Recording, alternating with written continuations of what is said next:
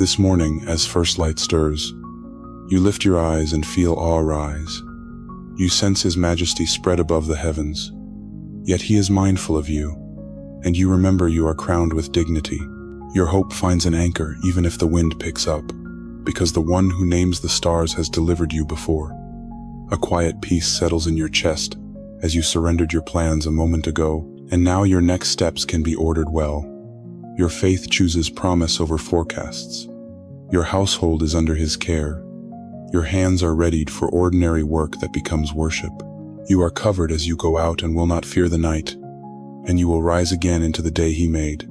Today, you whisper, I belong to the King whose beauty fills the skies. Psalm 8, 1 Psalm 8-1. God's name is not only great in church moments but across morning traffic, inboxes, and kitchen tables. When you say His name with reverence, you're locating your life inside His reign. That steadies the heart before you take the first call.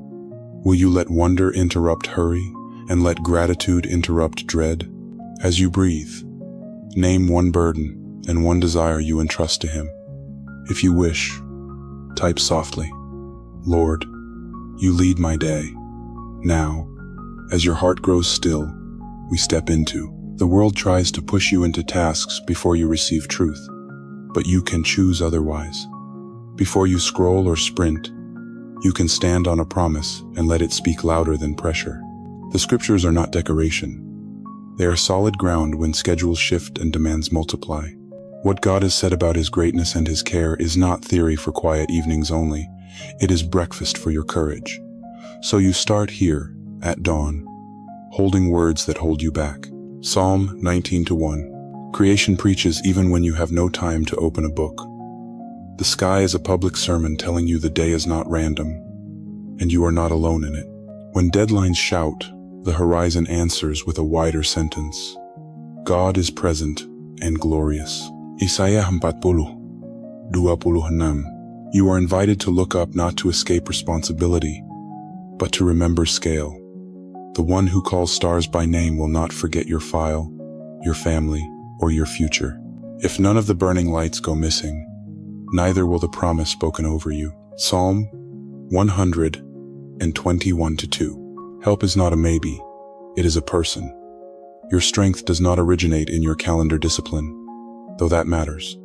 Your real support comes from the Maker who crafted your capacity and knows its limits. When you feel thin, you can draw from Him without depleting Him. Psalm 91-11. You are not moving through today unguarded. Protection is not always visible, but His care assigns watch to your paths. As you commute, decide, and rest, unseen aid surrounds ordinary steps. You might think of promises as abstract, but they are more like handrails in a stairwell when the lights flicker. You reach for them without drama, because you know they are sturdy, and they carry your weight while you climb. The morning can come at you with messages that say you have to manufacture worth or micromanage outcomes to feel safe. Yet promise interrupts that strain with a different arithmetic. Your value flows from being chosen, and your safety flows from being held. This does not remove effort, it reframes it.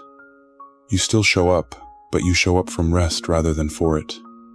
You still answer emails, but you respond from identity rather than for identity. You still make calls, but you speak from peace rather than to buy it at the cost of your nerves. Consider how the sky itself models something for you. It never hustles, and yet it is never late. Dawn unfolds by design, not by panic. The same God who choreographs light over oceans and rooftops can choreograph the moments waiting for you between breakfast and bedtime.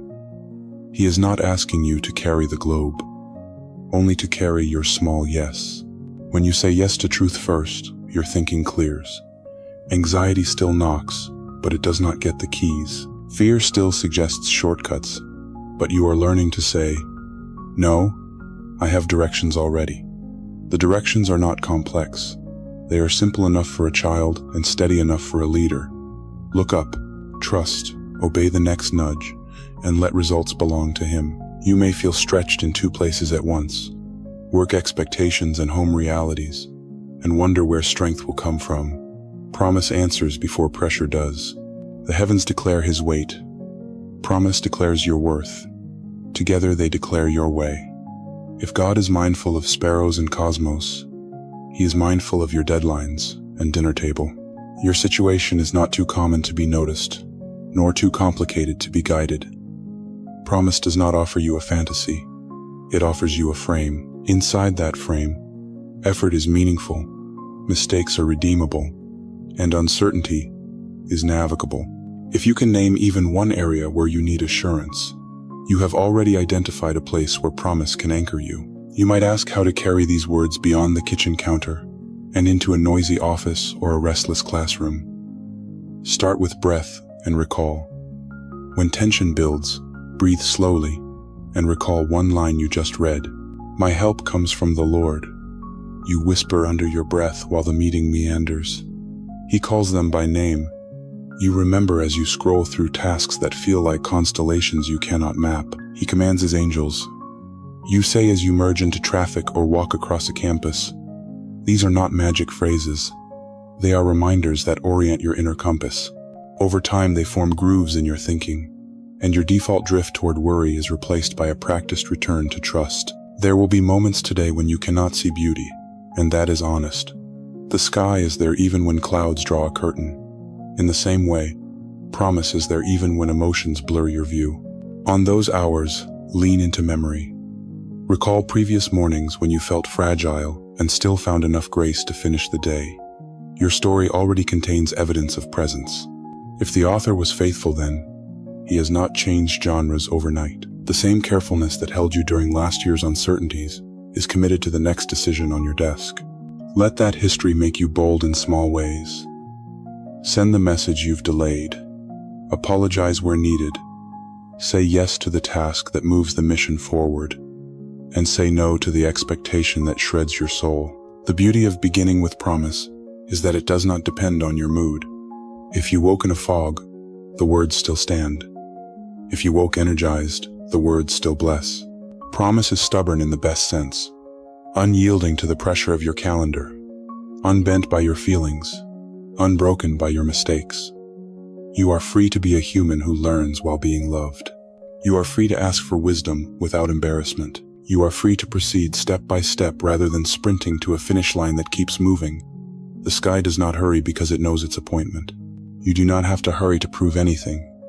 Your appointment is to be faithful with what is given. As you move from this moment into the next, carry one simple practice. Look up, then look ahead. Looking up recenters you on who He is. Looking ahead reminds you of the next faithful inch. You are not tasked with carrying the whole afternoon at once. You are invited to walk through it in company. The first light you noticed is not sentimental. It is a signal. It tells you the dark did not win and will not own the hours to come. Beneath that quiet banner, you can choose courage without noise. You can take on work without making identity a hostage.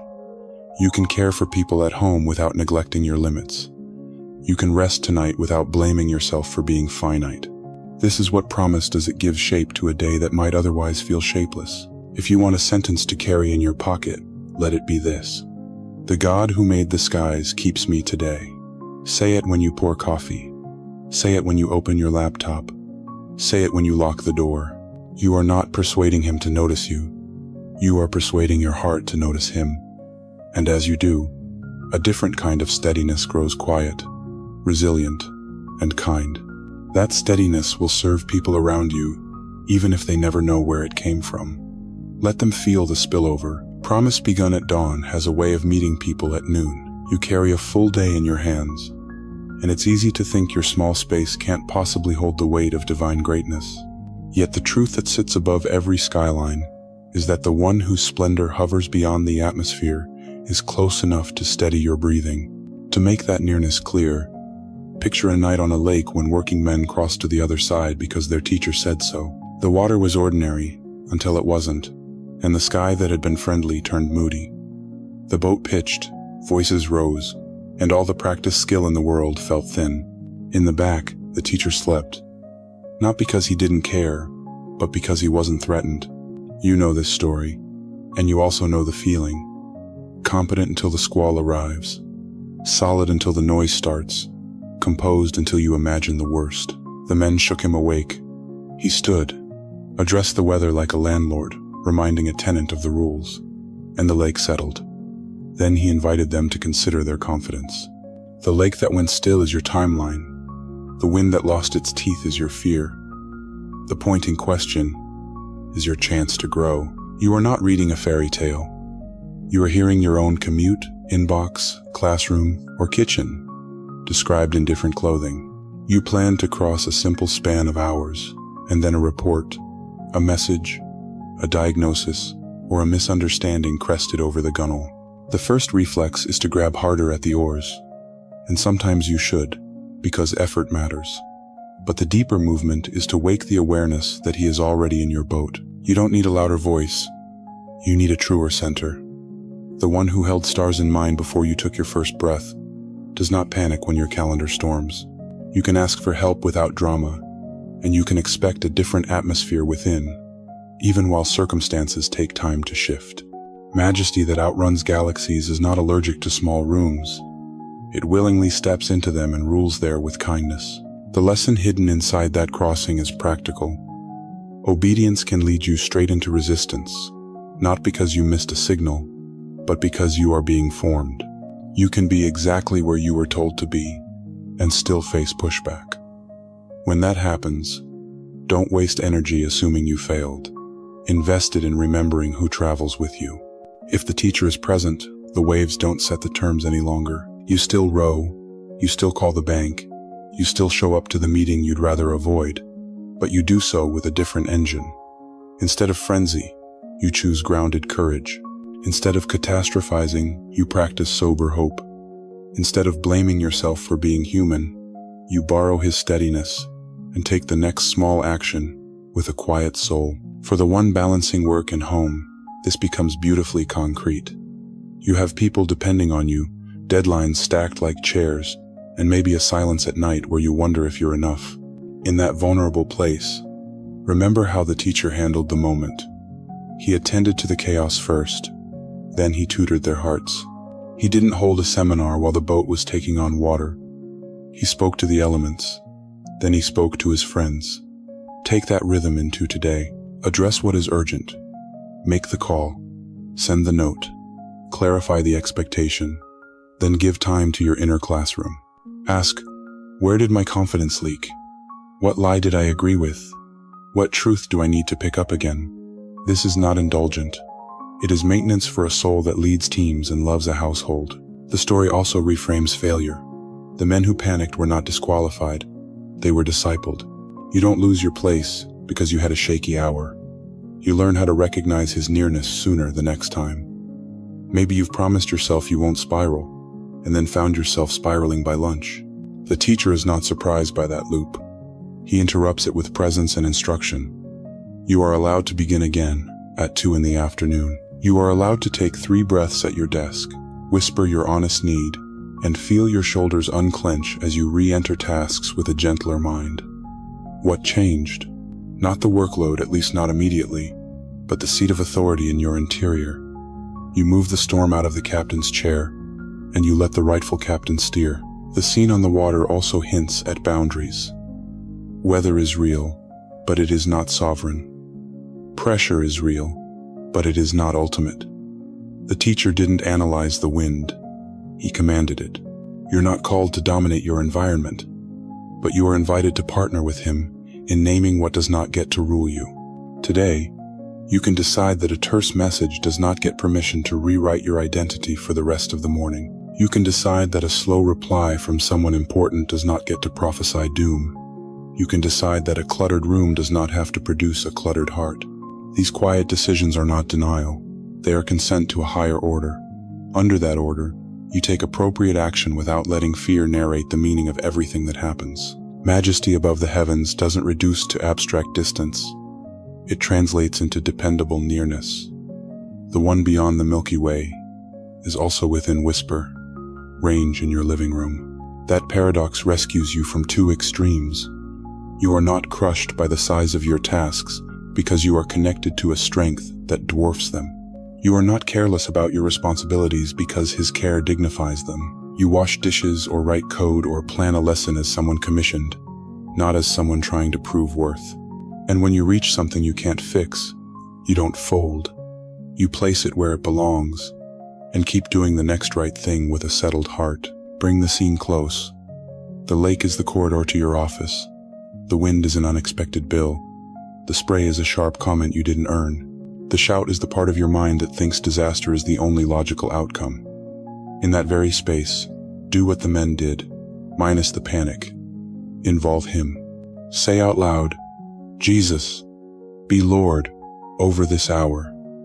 Then move your body in the direction of obedience, however simple. Send the resume, book the appointment, apologize for the tone you used. Eat a real lunch. Take a 10-minute walk and review what is true. None of that is glamorous, but it's how lakes go from violent to navigable.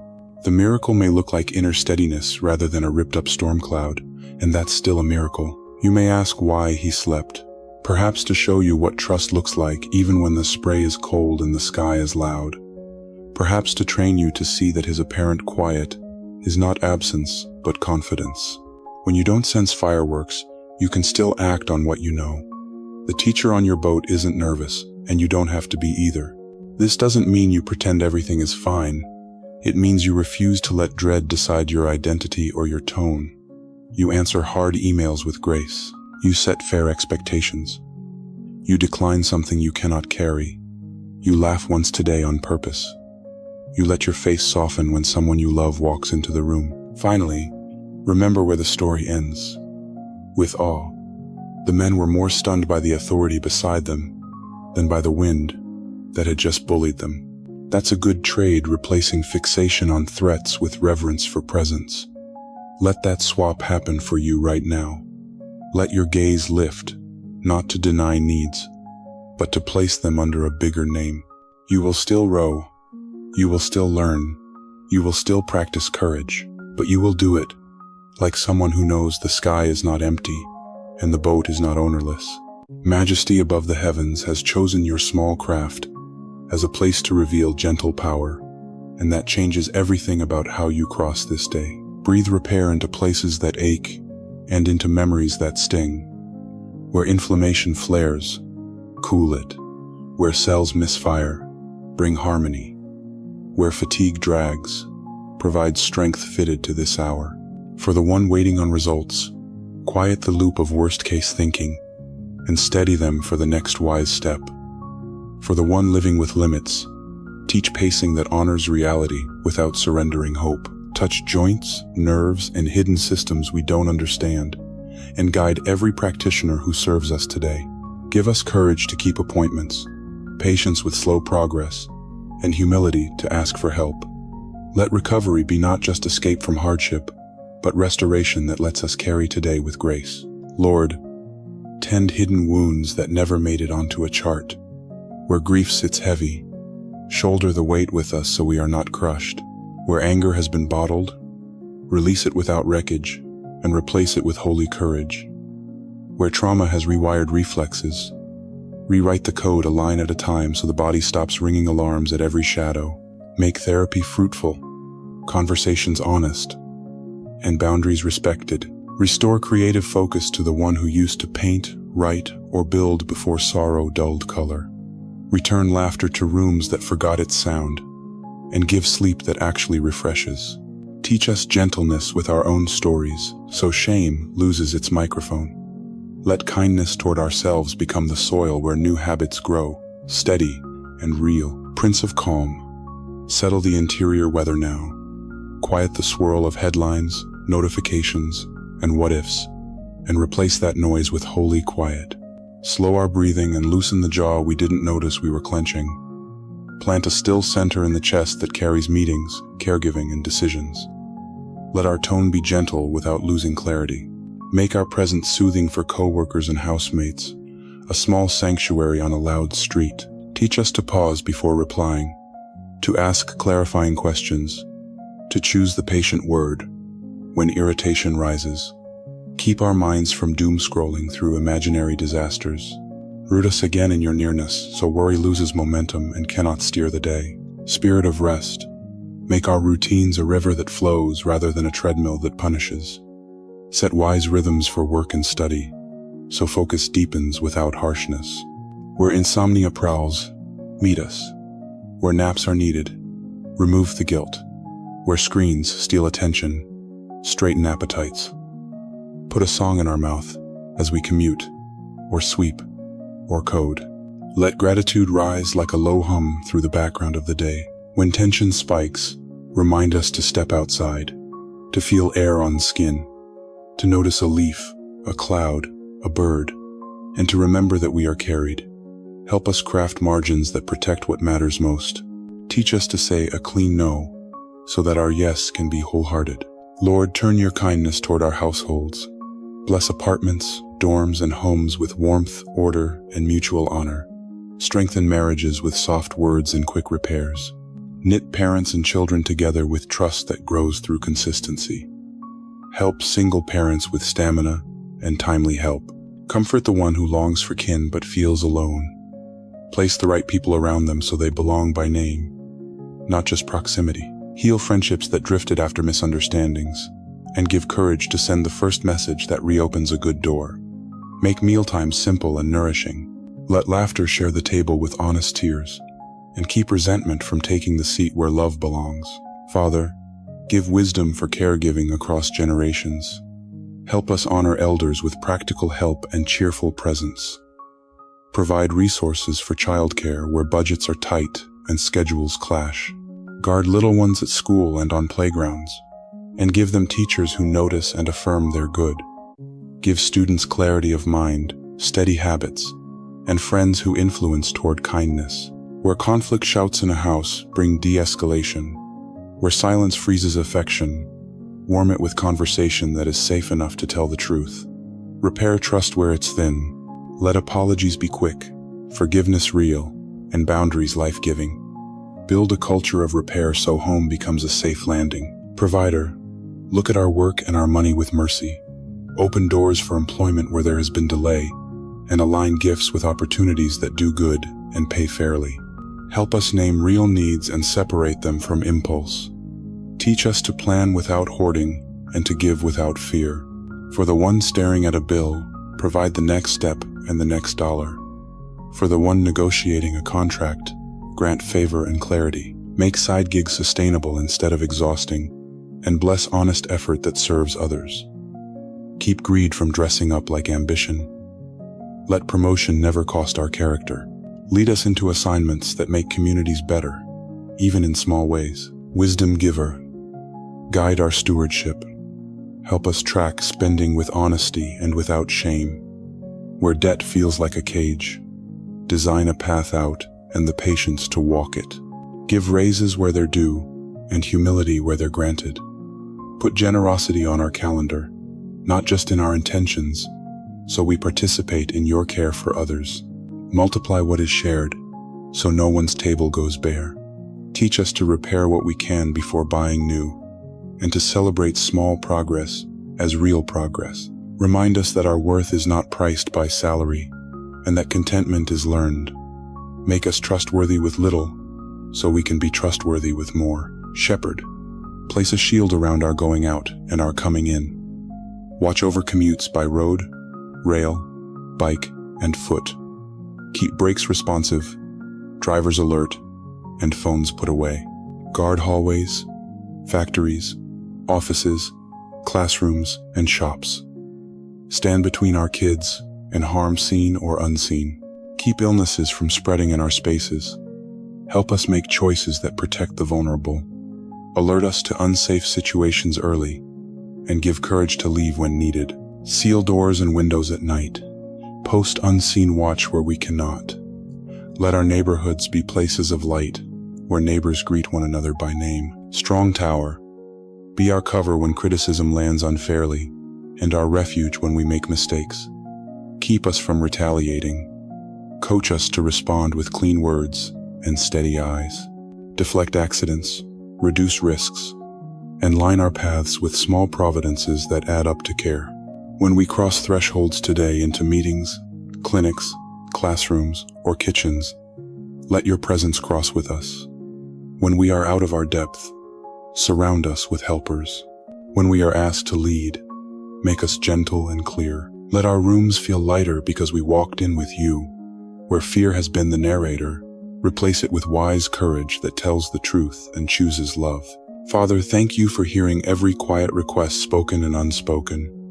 We surrender outcomes while taking responsibility for choices. We place the day in your hands and step forward with a soft heart and a brave mind. Keep us teachable, keep us kind, keep us close. In the name of Jesus, we pray. Amen. When you woke today, you did not roll out of bed nameless. Before any message arrives, before a number updates on a screen, you carry a God-given standing that does not wobble with opinions. The language of Psalm 8 lingers without direct quotation, because you already know its melody. Made a little lower than the angels, trusted with real responsibility, set within a world that reflects its maker. That means your value isn't rented from applause or leased from a paycheck. It is bestowed. You are not scrambling to manufacture identity. You are learning to wear a gift with humility. Think of a light circlet, not heavy metal. Think of steady poise, not glitter for show. This way of seeing yourself resists comparisons and invites purpose.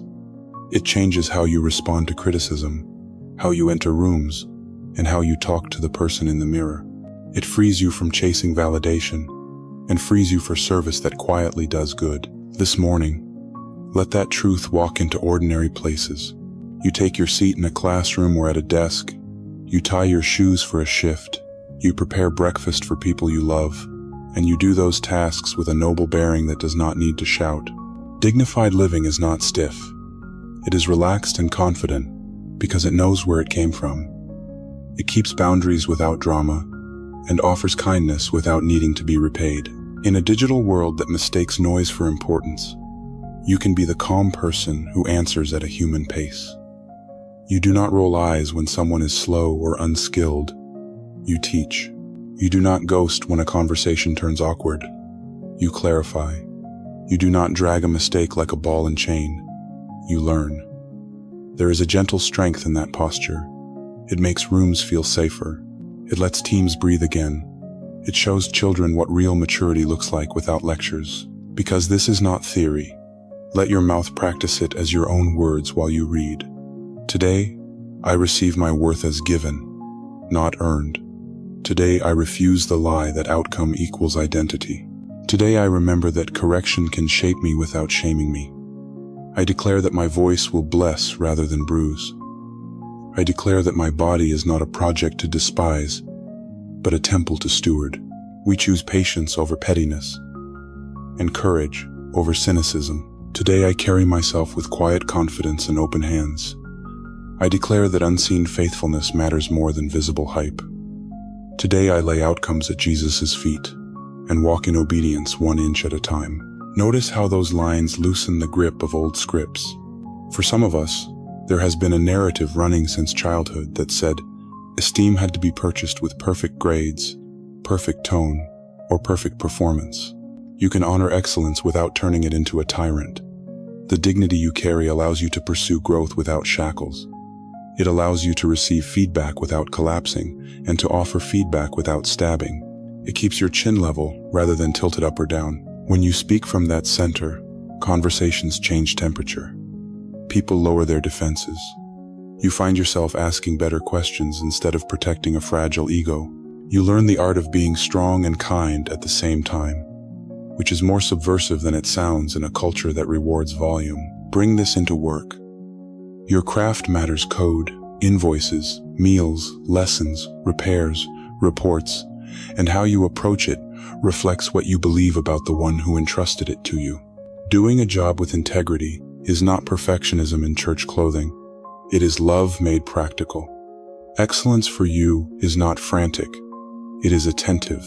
It shows up on time, cleans up messes, admits errors, and keeps learning. You can escalate a problem without accusing a person. You can write an email that is precise and humane. You can ask for fair pay without posturing. You can decline unreasonable demands without bitterness. None of this requires a throne. It requires a settled heart that knows it is seen. That settled heart is what you are cultivating right now. Extend the same posture to relationships that are nearest. If you are married, let gentle respect be the background music. If you are single, let healthy community be the table you eat at often. Dignified love doesn't keep score. It chooses repair when possible and distance when necessary. It says sorry without asterisks and forgives without weaponizing memory. It recognizes patterns and sets wise limits. It also delights in small acts that make a house warmer. A message sent before a commute, a dish done without being asked, a question that invites a child to talk longer. You are not above low tasks. You are free to do them with cheer because your status isn't fragile. This is how ordinary homes become training grounds for holy character. Let's talk about the conversation in your head. There is a critic in many minds that tries to narrate the day with cruelty. It will say your effort is inadequate, your timeline is too late, your attempts are laughable. Dignity answers without theatrics. It says, "Thank you for your concern, but my identity is not up for grabs today." It tells the truth about real faults while refusing exaggerations that bruise. It invites accountability from trusted people rather than from the loudest crowd. It rests in the reality that you are a work in progress, not a lost cause. Out of that confidence, you become more teachable, not less, more flexible, not brittle. You can pivot when plans collapse. You can apologize when you blow it. You can celebrate someone else's win without feeling smaller. Care for your body flows out of this too. You are not a mind dragging around a machine. You are a whole person. Eat in ways that nourish, hydrate, and enjoy. Move enough to keep energy flowing.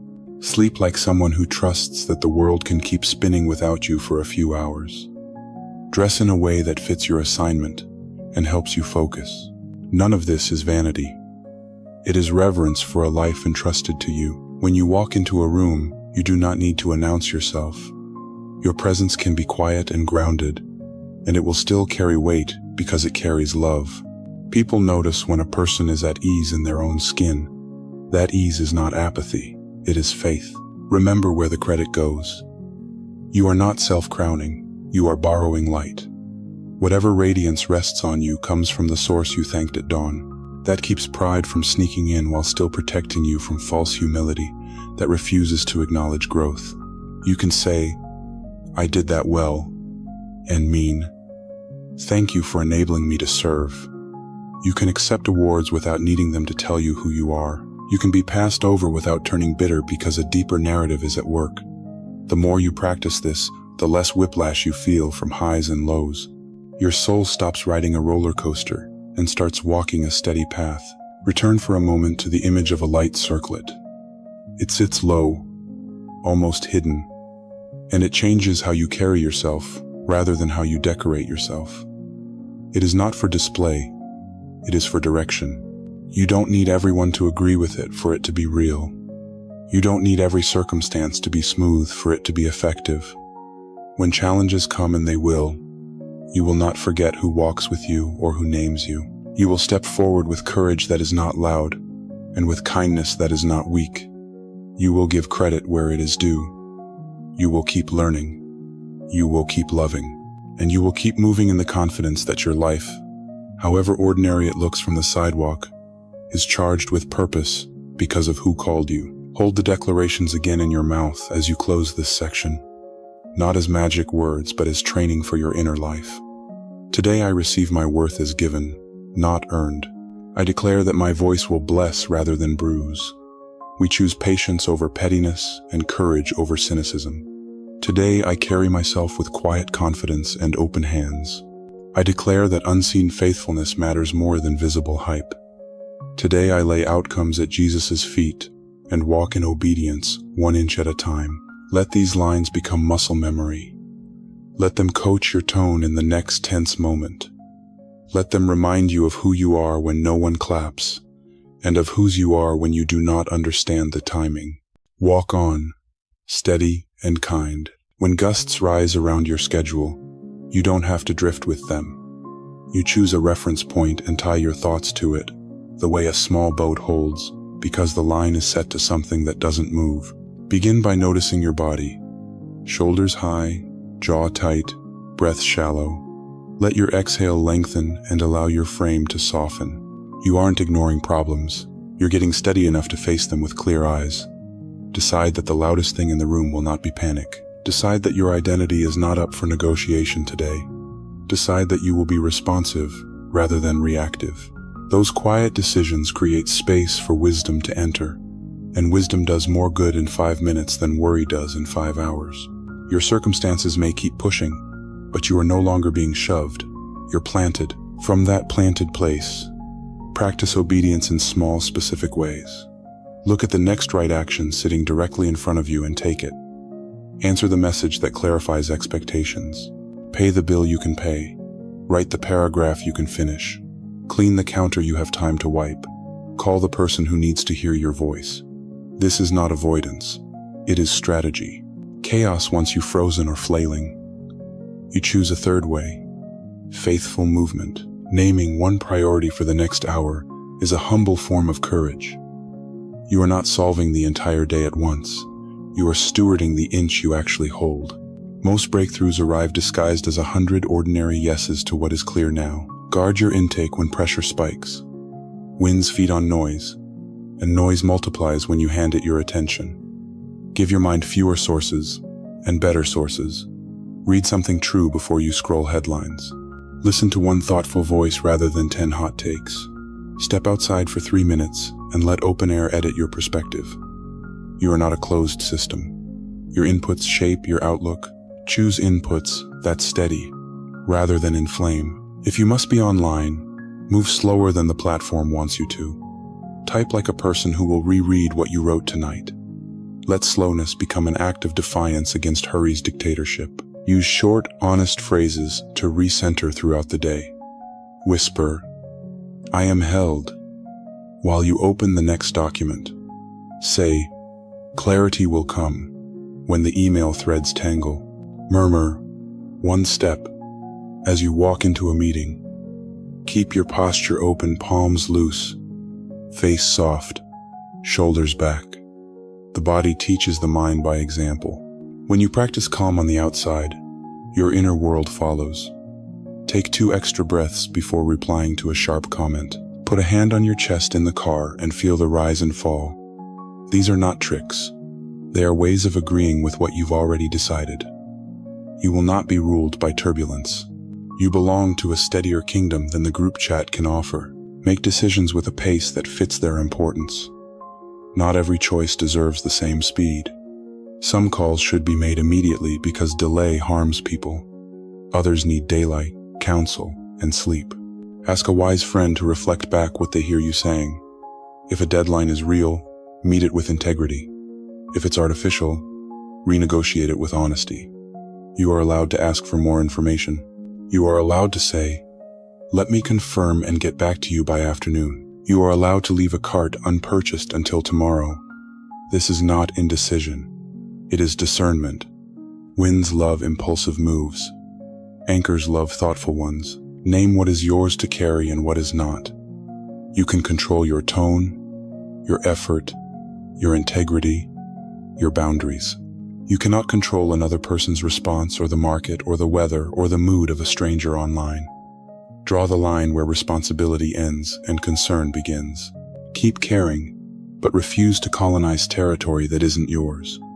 When you stop hauling loads you were never meant to lift, you discover energy for the work that actually belongs to you. That energy turns into competence, and competence turns into trust from people who rely on you. Responsibility shrinks to its true size, and strangely, you become more helpful, not less. Bring anchoring habits into relationships, especially when conversations turn edgy. Begin with curiosity rather than accusation. Try, "Help me understand how you saw that," before you defend. Use a softer first sentence even when you need to say a hard thing. Keep your voice low, your words precise, and your shoulders relaxed. If you feel heat rising, ask for 5 minutes, and then return.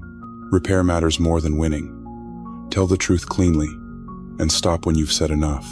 Refuse to let sarcasm carry your meaning because it always costs more than it buys.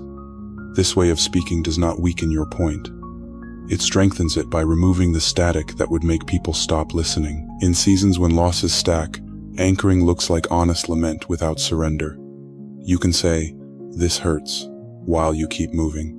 You can name the disappointment and still schedule the appointment. You can cry and then send the resume. You can grieve what didn't happen and still take the step that could make something else happen. Anchoring does not erase feeling.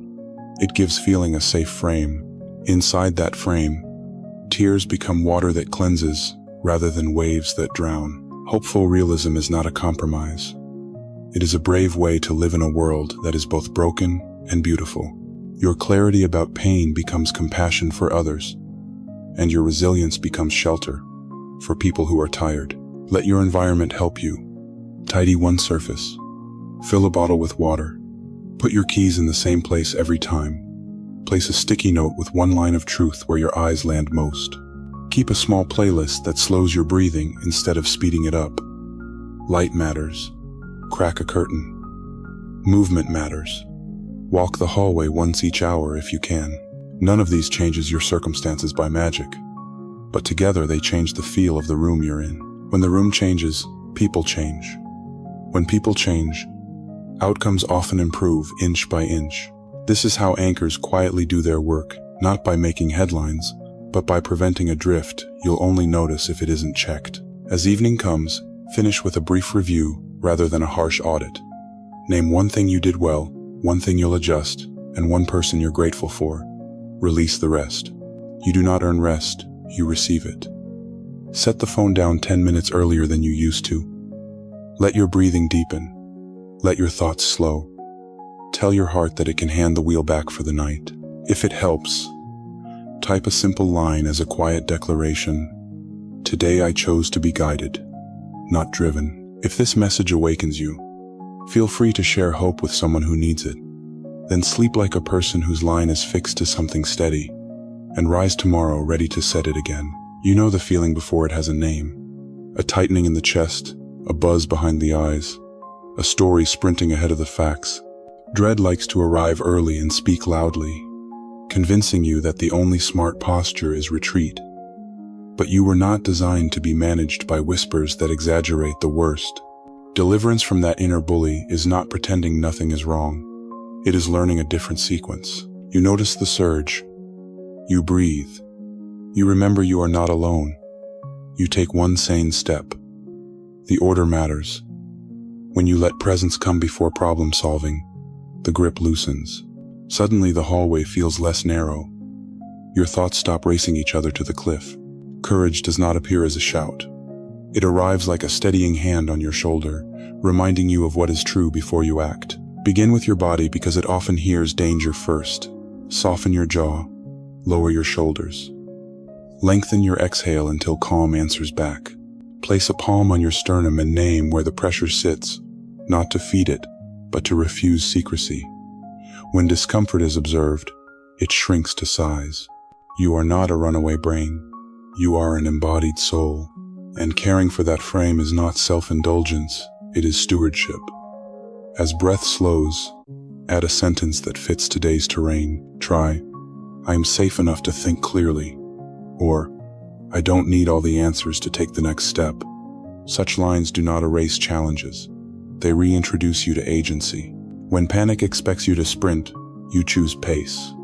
When alarms insist on catastrophe, you choose curiosity. Next, move your attention to what is actually in front of you. Fear paints everything with the same brush, calling every task impossible and every delay fatal. Refuse the smear. Separate issues by their real size and timing. The bill due in 3 weeks is different from the message you should answer now. The awkward conversation next month is different from the form you can fill in this hour. Write a single sentence about what is required in the next 10 minutes. And do that one thing. Action breaks the loop. Completion, even at small scale, returns confidence. You are not trying to manufacture heroics. You are practicing sane motion inside pressure, so that your soul remembers it has a driver's seat. Treat the inner drama like weather reports, not royal decrees. Forecasts can be useful, but they are not kings. Notice which thoughts are warnings without surrendering your keys to them. Ask clean questions that cut through noise. What do I know for certain right now? What is outside my control no matter how long I stare at it? What would a wise friend say if they were sitting across from me? Who can help me carry this piece? Under those questions, gnawing narratives lose volume. Reality returns with contours you can hold. You stop fighting shadows and start engaging facts with steady hands. Bring gentleness to your self-talk, because cruelty never made anyone braver. That stern inner coach that calls you names for being human has not earned good results. Replace scolding with guidance. Try, "You're learning," instead of, "You always mess this up." Try, "Take 5 and return," instead of, "If you stop now, you'll fail." Your tone toward yourself becomes the tone you carry into rooms. When you shift from contempt to patience, your presence calms others too. Teams work better near someone who can feel heat and still speak with measured kindness. Households rest easier around a person who can acknowledge stress without amplifying it. Curate your inputs with intent. Inflaming voices profit from your agitation. Wise voices train your nerves to settle. Limit the sources that keep your mind on alert. Open your blinds to let morning light tell your biology that day has begun on schedule. Choose music that lowers your heart rate rather than spikes it. Put 3 news checks on your calendar instead of grazing all day. Close a tab that never leaves you better. Walk outside for 5 minutes before you reply to the message that raised your pulse. This is not avoidance, it is choosing formation. Your attention is a garden, and gardeners decide what gets watered. Let memory help. Catalog moments you did not think you could carry, but you did, not as proof that nothing hard happens, but as proof you do not face it unaccompanied. Name the appointment you dreaded that turned into a door. Name the month you thought would break you that grew a resilience you now lend to others. Write 2 lines in a notebook titled Evidence, and add to it when the day ends. Future, you will need those receipts. Remembrance is not nostalgia. It is medicine that interrupts spirals with history. The same care that located you then has not changed addresses overnight. Make friends with margin. Overpacked days breed anxiety because every bump feels like a derailment. When you leave room between commitments, you regain the grace to absorb the unexpected. Schedule buffers the size of breath. Leave earlier than you think you need to. Finish one task before you open the next 3. Say, "I can get this to you by tomorrow morning," when that is the truer promise. Boundaries are not selfish. They are how you keep your word without burning your life down. Strangely, restraint grows influence. People trust those who do not run on fumes. In relationships, fear often disguises itself as control. It writes scripts for other people and punishes them for not reading lines you never handed them. Trade control for clarity. Say what you need in plain words and accept that others may choose differently. Ask for reassurance directly instead of fishing for it through tests. If someone's silence spikes your pulse, reach out with one honest sentence and a clear time window for reply. If you don't hear back, move on to what is yours to do. This is not cold, it is sane. You are not a puppet master. You are a person who tells the truth and makes choices aligned with it. For nights when the mind wakes you at 2, keep a simple script ready. Sit up, put both feet on the floor, drink water, name out loud 3 things you can sense in the room. Then speak one sentence of trust into the dark and lie down again. If your thoughts keep sprinting, get up once, write them on paper, and tell yourself you have captured them for morning. You are not required to solve tomorrow at midnight. Rest is an act of quiet rebellion against the story that everything depends on you staying alert. It does not. You do your part in daylight. You release the rest when the stars take their shift. Finally, ask for help before you feel foolish. Share the weight with a counselor, a pastor, a doctor, or a trusted friend. Naming what's heavy is not weakness. It is wisdom. There are skills you can learn, supports you can install, and treatments that bring relief. None of this means you have failed spiritually. It means you are human and you are choosing healing. Deliverance from paralyzing worry is often a series of humble moves, not a single dramatic moment. Each time you choose presence before plans, truth before drama, and small action before spiraling, the path gets easier to find. Over weeks, your reflex changes. You notice the early signals and respond with practiced steadiness. You do not become a robot. You become a person who can feel a storm and still steer with a clear eye and a peaceful core. Walk into this day with that learned quiet. The skies above you declare grandeur. That grandeur has stooped to companion your hour. You are not at the mercy of every gust. You can hear the wind and still choose your route. You can feel the surge and still keep your voice gentle. You can face uncertainty and still move toward good. Let this be your inner posture as you take the next faithful inch, not bullied by imagined futures, not frozen by old scripts, not hurried by loud clocks, just a steady human, loved and led, taking the step that is yours. You crave more than the absence of trouble. You want an interior steadiness that remains, even when emails stack and timelines slip. That calm begins in small choices that tell your nervous system the day is not an ambush. Notice where your body holds strain. Let your shoulders drop, unclench your tongue, and soften your gaze. Draw air in for 4 beats, pause for 2, then let it go for 6. While breath slows, say, I am safe enough to think clearly right now. You are not denying difficulty. You are choosing order. As attention returns to the room you are in, your chest loosens and hosts quiet instead of alarm. Your chest becomes a classroom where you relearn how to carry responsibility without letting it carry you. Place today's concerns on a table in front of you rather than balancing them on your ribs. Name each one: workload, exam, bill, conversation, and greet them like guests you will serve in turn. When everything stops jostling for the same chair, capacity returns. Instead of reacting to whoever shouts loudest, you guide the hour with quiet authority. Weather may shift, but the interior driver's seat is no longer up for grabs. You are practicing hospitality toward your life without minimizing pain or magnifying drama. And the room inside you starts to breathe again. Let language help by trimming drama and growing focus. Replace always and never with often and rarely, and feel your shoulders ease. Trade, everything is falling apart. For 3 things need attention. The mouth tutors the heart. When words become accurate, the story in your head stops punishing you for being human. Precision is kind because it leaves room for mercy and action at the same time. You can say, this is hard, and still move. I don't know yet, and ask for counsel. I was wrong, and remain dignified. Cultivate small anchors that fit inside busy corridors. Tie a truth to repetitive moments. Keys in the door, kettle on the stove, login screen, red light. Each cue becomes a doorway into calm. Whisper one steady line as you cross. One step is enough for now. Your biology will begin to expect steadiness where it used to expect strain. Over time, expectation becomes habit, and habit becomes resilience. Lives change less by grand gestures than by small faithfulness practiced often. Your relationships feel different when you move through the day with this gentle center.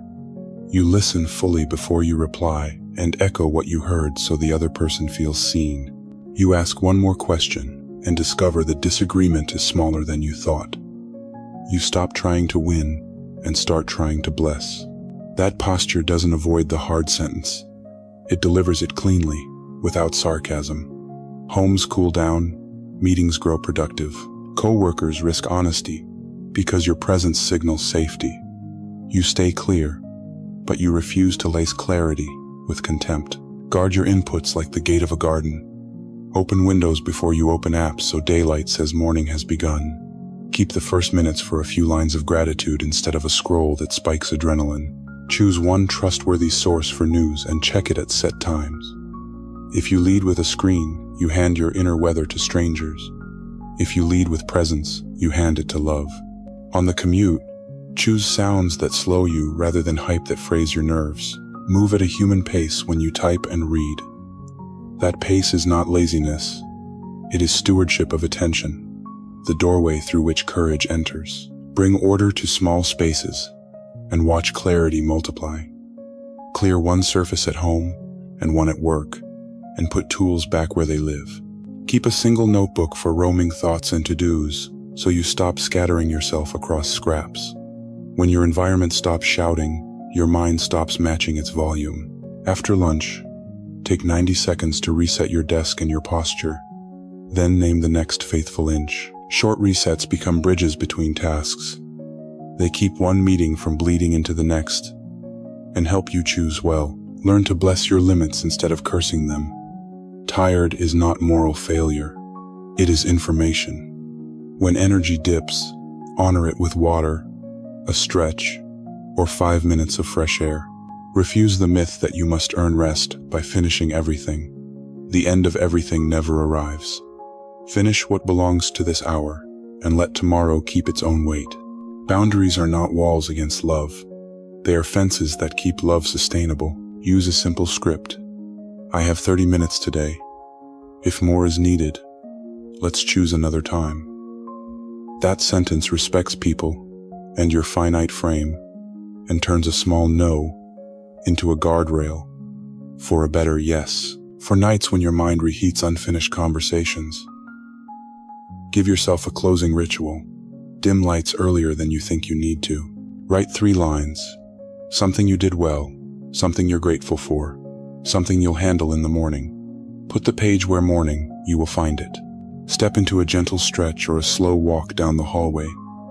Breathe with an easy rhythm and release your jaw again. Tell yourself the truth. I have done what belongs to today. I will rest now. You are not responsible for holding the world together through sleepless vigilance. Care continues while you close your eyes. Finally, remember that tranquility is not the reward for a flawless life. It is the fruit of choosing the same steady practices, whether the day is smooth or wild. You keep returning to breath, choosing accurate words, setting small anchors, and blessing limits. You keep repairing rooms you share with others. That repetition is not failure. It is formation. Over weeks, triggers that used to launch you now barely nudge you. When people ask what changed, you tell the simple truth. You learn to live from the inside out, in step with the one who walks beside you.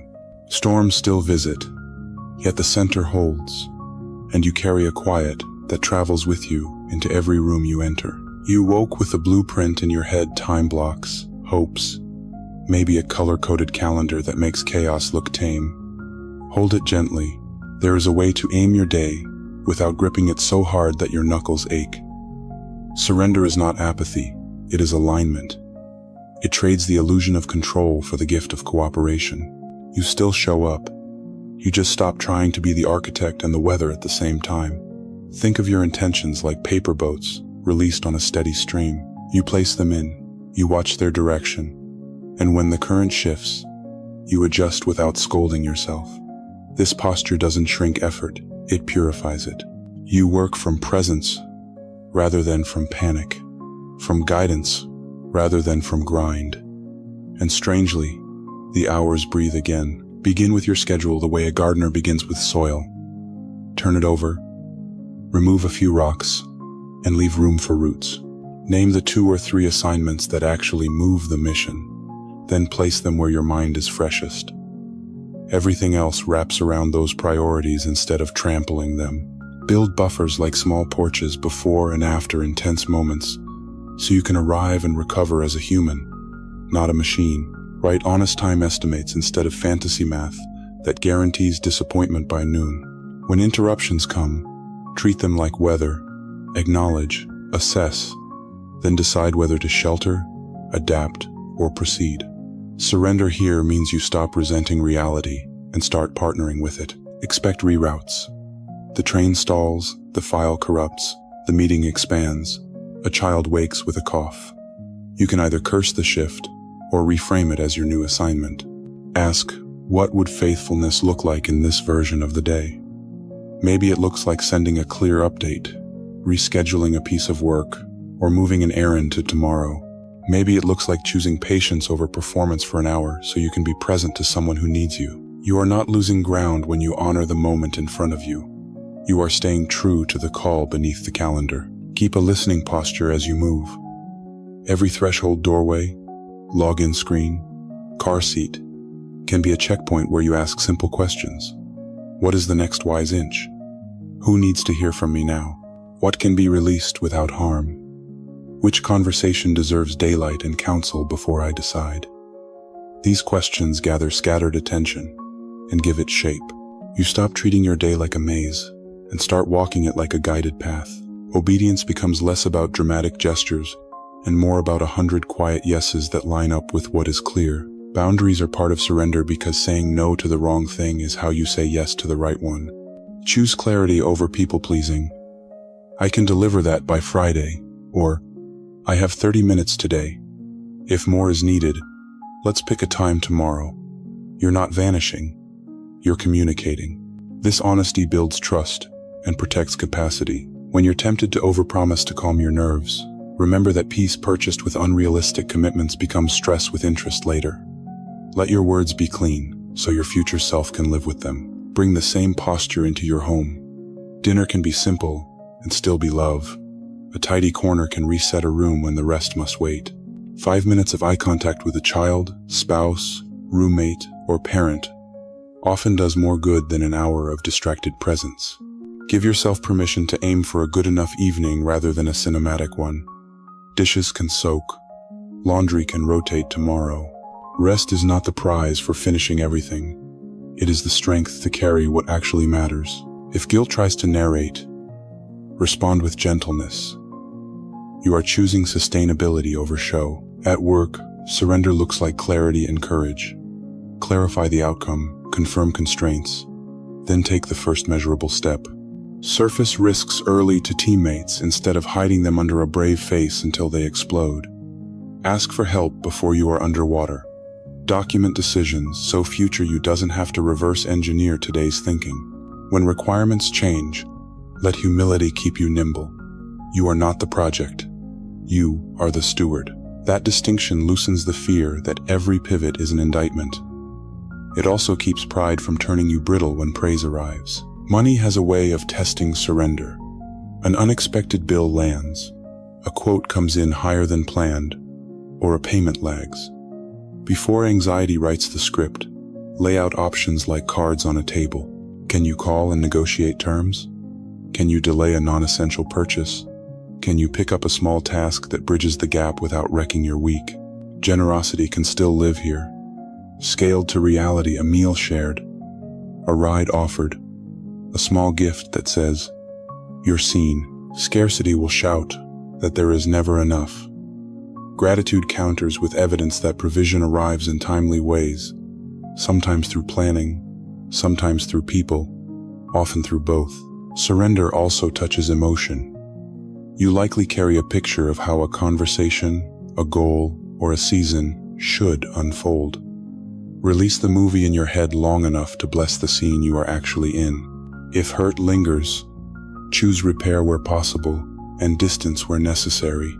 Forgive without pretending harm didn't happen. Apologize without adding excuses. Tell the truth to yourself about patterns so you can interrupt them with healthier ones. This isn't lowering standards. It's refusing to tie your identity to outcomes you can't control. Excellence thrives when perfectionism loosens its grip. Build rituals that help you practice this posture on autopilot. Midday, step outside or stand at a window and give the next hour a sentence. Write the summary and send it. After a meeting, take 60 seconds to breathe and note one action. Before you switch contexts, tidy your space for 90 seconds so the next task begins in a calmer setting. When the workday ends, capture open loops in a notebook, where tomorrow you will find them. Then close the laptop with intention. Name one good from the day, one adjustment for tomorrow, and one person to thank. Small closures protect evenings from becoming inbox afterparties. Surrender does not erase desire. You are free to ask boldly for doors to open, for healing to come, for opportunities to align with your gifts. You are also free to entrust timing and shape to the one who sees connections you cannot. That freedom lightens your steps. You stop hustling for identity and start walking out vocation. You stop hoarding energy and start investing it where it bears fruit.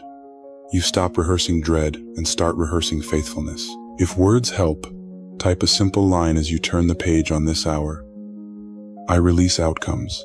I choose the next right inch. then take it. When night approaches, carry the same stance. Review, give thanks, set one intention, then hand the rest back. Surrender is not a single dramatic act. It is the rhythm of a person who knows they are guided. Tomorrow will come with its own set of choices. You'll meet them the same way you met today's present, honest and ready to pivot with grace. That is more than enough. You are learning to move differently now, not by sprinting on a hunch, but by walking with a quiet map that unfolds 1 inch at a time. The way ahead is seldom a highway. It's a line of river stones. You don't need a panorama to choose your next sure placement. Begin where your feet actually stand. Name the present hour, the real limits, the tools within reach, and the people who rely on you. Let facts be companions rather than enemies. When you treat reality as a friend, wisdom speaks sooner, panic speaks softer, and your choices start landing in the right places. Order starts with a center. Before you stack tasks, decide who you will be while you carry them. A settled self makes better calls than a scattered one. Choose the tone for the next block of time. Gentle, accurate, thorough, brave. Identify the single priority that would most bless your future self if it moved forward today. Capture it in one plain sentence a neighbor could understand. Turn that line into a first move that takes less than 15 minutes. Set a simple timer, remove one distraction, and begin. You are not trying to conquer a week. You are stewarding this hour with intention. Keep decisions small enough to finish and weighty enough to matter. Break work into pieces you can complete without shredding your focus. If you catch yourself juggling 5 starts and 0 finishes, pause and pick one thread to carry across the line. Completion is kindness to your nervous system. It feeds momentum more reliably than half-done brilliance. Mark a real finish with a breath, a glass of water, or a slow stretch. Then select the next piece that advances the mission. Finishes compound. They teach your mind that progress is normal and that pressure is not the only engine available. Rhythm steadies your footing on uneven ground. Notice the natural tides of your day and cooperate with them rather than paddling against them to prove something. If your sharpest thinking arrives early, give that window to work requiring creativity or judgment. If clarity blooms after movement, take a short walk before deep tasks. Pair routine chores with low-energy hours. Save collaboration for the time when conversation costs you least. You are not a machine. You are an instrument. And instruments play truest when they're tuned. Build small cues, a favorite mug, a lamp, a playlist that tell your body, this is the focused part. Communication is not a detour from good pace. It's part of it. Tell the right people what you are doing and what you are not. Confirm deliverables, clarify dependencies, and ask direct questions instead of assuming. Surfacing uncertainty early protects the team from costly surprises and protects you from quiet stress. Keep messages concise and humane. Offer your current best estimate and your next planned check-in. Ask for the same in return. Shared clarity reduces friction, and less friction turns into cleaner effort. Clean effort turns into trust, and trust shortens every future conversation you'll need to have. Boundaries align your steps with purpose. Say clean yeses and clean nos. A clean yes is specific about scope and time. A clean no is kind and honest about capacity. You will disappoint fewer people when you stop overpromising to calm your nerves. You will disappoint fewer versions of yourself when you stop scattering energy to every request that knocks. Carry one portable sentence into any corridor. Here is what I can do by when. Here is what I cannot do today. Speaking that aloud trains both you and others to work with truth. Truthful expectations are lighter to carry and easier to meet. When indecision stalls you, zoom out just enough to remember your values. Ask, what outcome serves people, honors truth, and fits the long game? Then zoom back in and choose the next action that aligns. Perfectionism will insist that one misstep ruins the board. Real life tells a better story. Most boards are adjustable, and wise players make small corrections often. Select a move you can evaluate quickly. If it helps, treat the next 90 minutes as a gentle experiment and schedule a brief review. Experiments lower the stakes while raising learning. Learning lowers fear and raises courage. Let your environment become an ally. Set your desk to make the right thing the easy thing. One notebook open, one task visible, one set of tools ready. Put your phone away during deep work. Close extra tabs that siphon attention under the banner of maybe later. If a file isn't needed for the current block, remove it from view. Let the room preach simplicity to your mind. A space that whispers order nudges you toward measured choices. If clutter creeps back, do a 2-minute reset between blocks. Small resets are bridges that carry you cleanly from one focus to the next. Bring the same care to relationships. Schedule conversations that matter, instead of hoping they appear by accident. Prepare 2 honest sentences before a hard meeting, one naming the shared aim, and one naming your specific need. Listen longer than feels normal. Reflect what you heard without sarcasm, so the other person feels seen. Clarify agreements in writing afterwards so memory doesn't edit the terms. This is not theater. It is care for both future you and the person across the table. Where trust is thin, consistency rebuilds it. Where respect is strong, structure preserves it. Interrupt hurry with micro-pauses. Before you send, reread. Before you decide, breathe. Before you react, ask one question. These pauses don't waste minutes. They reclaim them by preventing avoidable repairs. Most of tomorrow's firefighting can be spared by 2 more minutes of attention now. Make that attention a reflex rather than a luxury. Over time, reflexes trained in calm will serve you when situations are loud. You will feel the push to rush and sense a wiser countercurrent, inviting a measured step. That measured step is rarely flashy, but it carries far. Let gratitude mark your route. Not the performative kind, but the ordinary kind that notices a teammate's thoughtfulness, a child's joke, a warm cup on a messy table, a working sink. Gratitude does not make problems vanish. It keeps challenges from becoming your only lens. A thankful heart chooses fuller data. With fuller data, decisions improve because fear no longer edits the story down to threats. From that wider view, you recognize options you could not see while bracing. Options are where obedience meets creativity, and creativity often opens doors panic never notices. As evening approaches, land the day on purpose. Write a brief note to tomorrow. You, what moved, what stalled, and what deserves first attention next. Close small loops that take 5 minutes. Park complex work at a satisfying stopping point and capture next actions so you can re-enter without dread. Place the tools for morning where they belong, like shoes set by the door. Tell your mind it can power down. Nothing crucial will be lost. This isn't rigid discipline. It is kindness to the person who awake under your name and pick up your work with fresher eyes. Remember why any of this matters. Well-arranged steps are not about boasting over output or bullying yourself toward production. They are about love. Love for the people you serve, for the craft you offer, for the body you inhabit, and for the God who walks with you.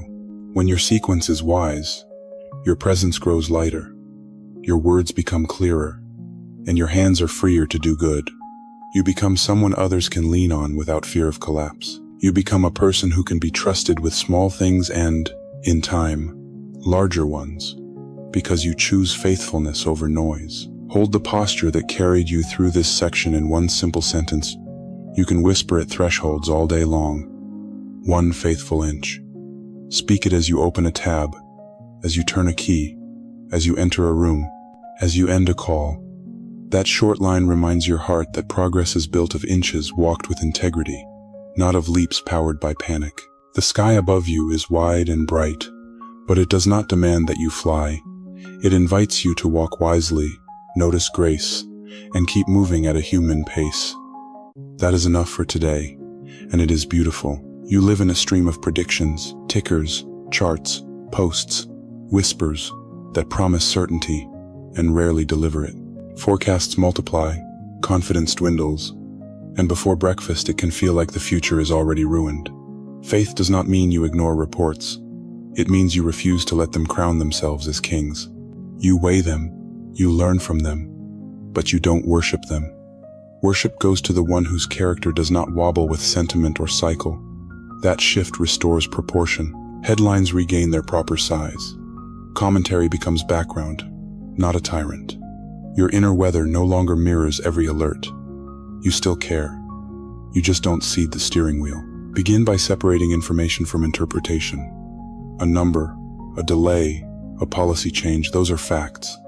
The sentence that instantly declares doom is a story the mind bolts onto the facts to feel prepared. You can keep facts and edit the story. Try a gentler narrative. Impacts are real, but responses exist.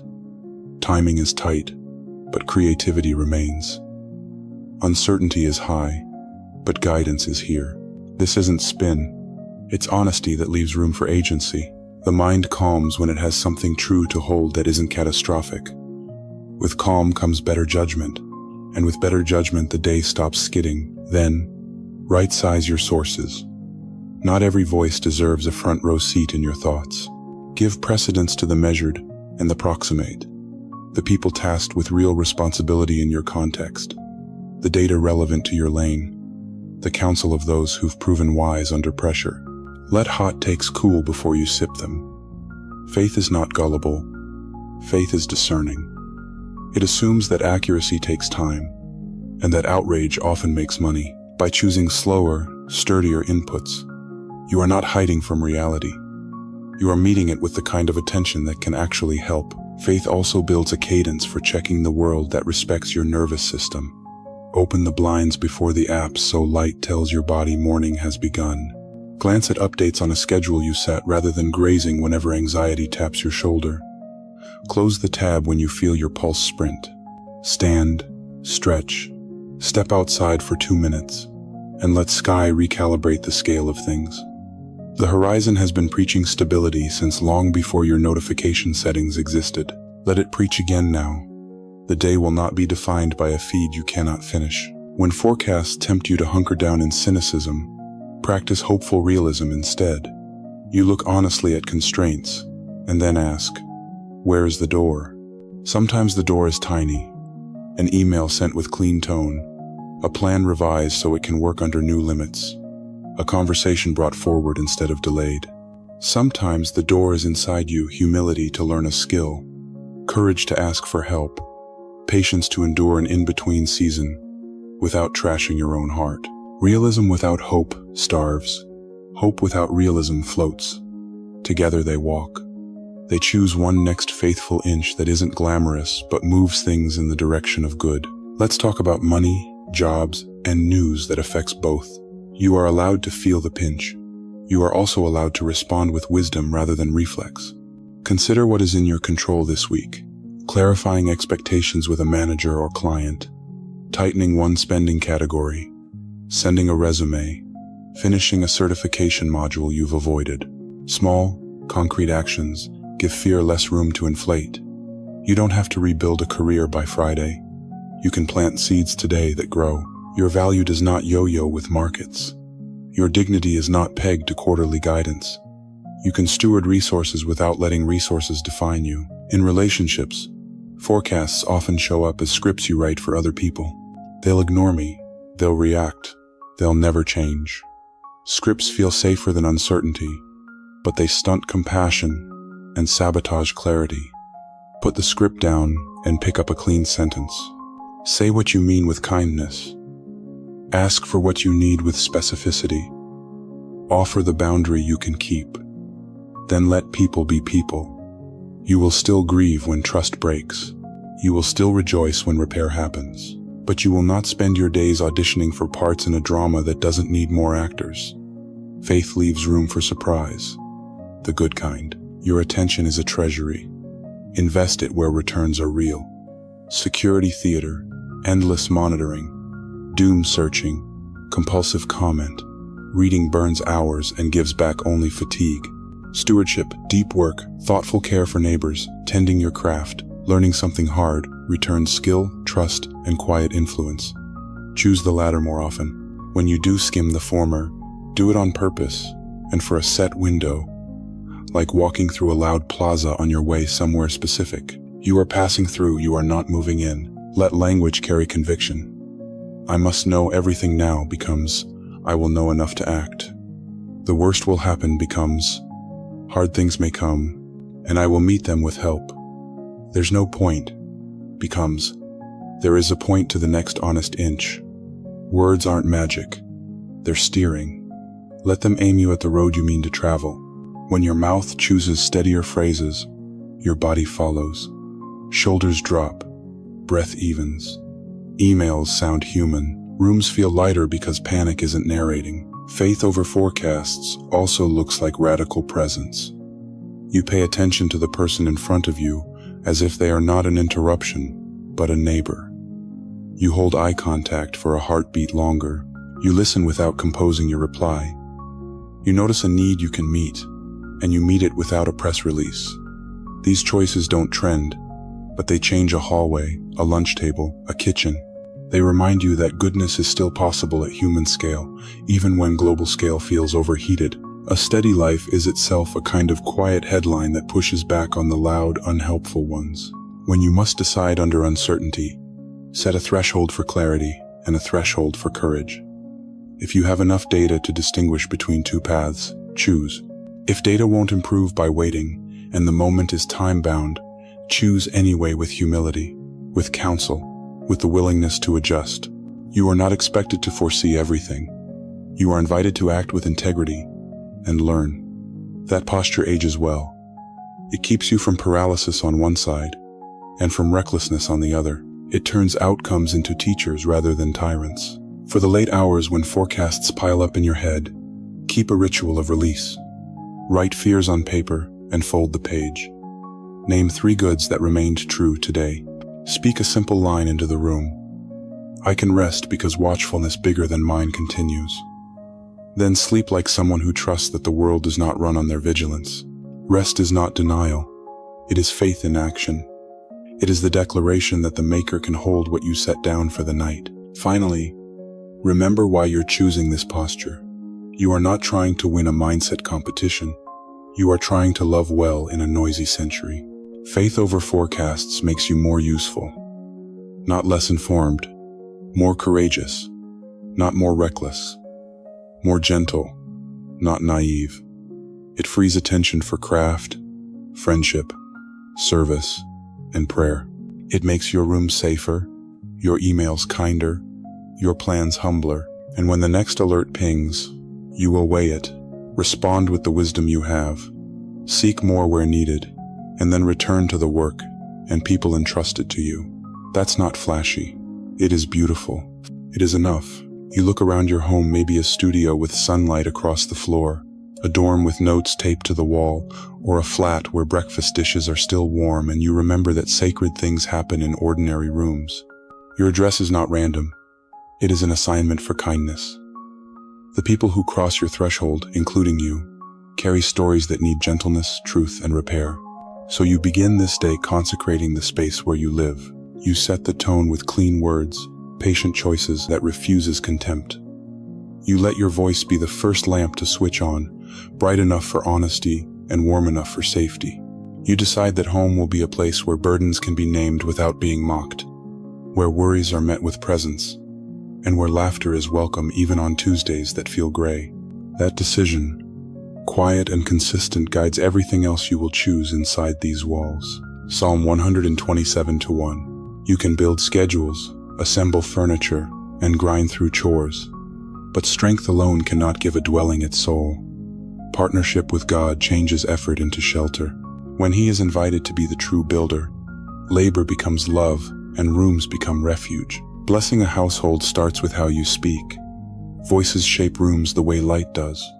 When your sentences carry clarity and mercy, corners soften, and people feel safe to tell the truth. Practice naming good before you diagnose flaws so courage grows instead of shrinking. Offer correction without sarcasm, because learning should not require humiliation. Ask questions that show you care more about understanding than winning. Replace the urge to narrate for others with the desire to hear them well. Even when tension rises, you can keep your tone clean and your pace slow. Words like these do not erase problems, but they lower the temperature so wisdom can work. Order is part of kindness. Clutter is sometimes a season and sometimes a signal, but either way it can be tended. You do not need a magazine layout to help people. You need clear paths, a clean table, and a rhythm that keeps essentials easy to find. Choose one small surface and reset it. Give frequently used things a home so mornings stop starting with a scavenger hunt.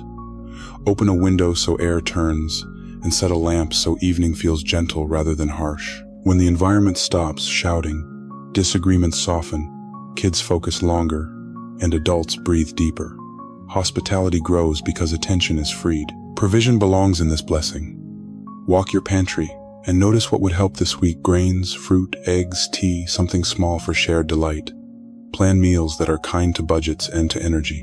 Invite others to help choose and prepare so the table becomes a classroom for gratitude and teamwork. If money is tight, creativity remains available. Soups, stir-fries, omelets, rice bowls. If money is plentiful, generosity is equally available.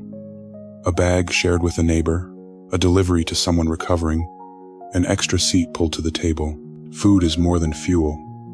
It is a way to say, "You matter, and I'm glad you're here." Make time an ally.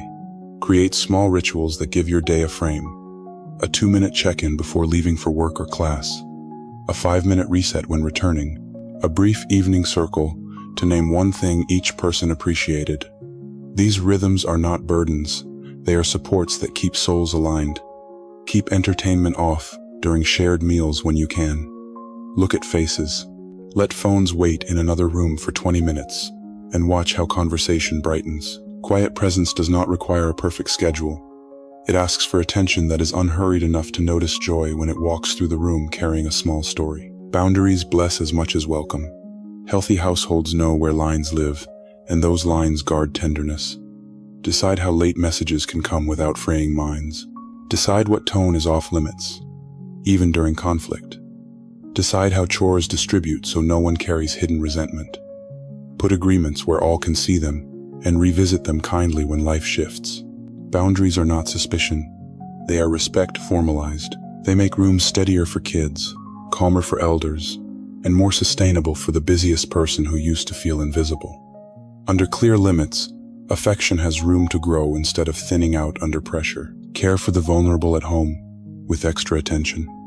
If you live with a child, kneel to their level and speak slowly, so trust grows.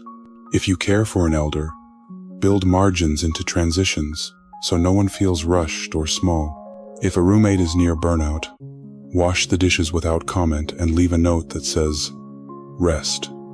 Love thrives in specifics, not only sentiments.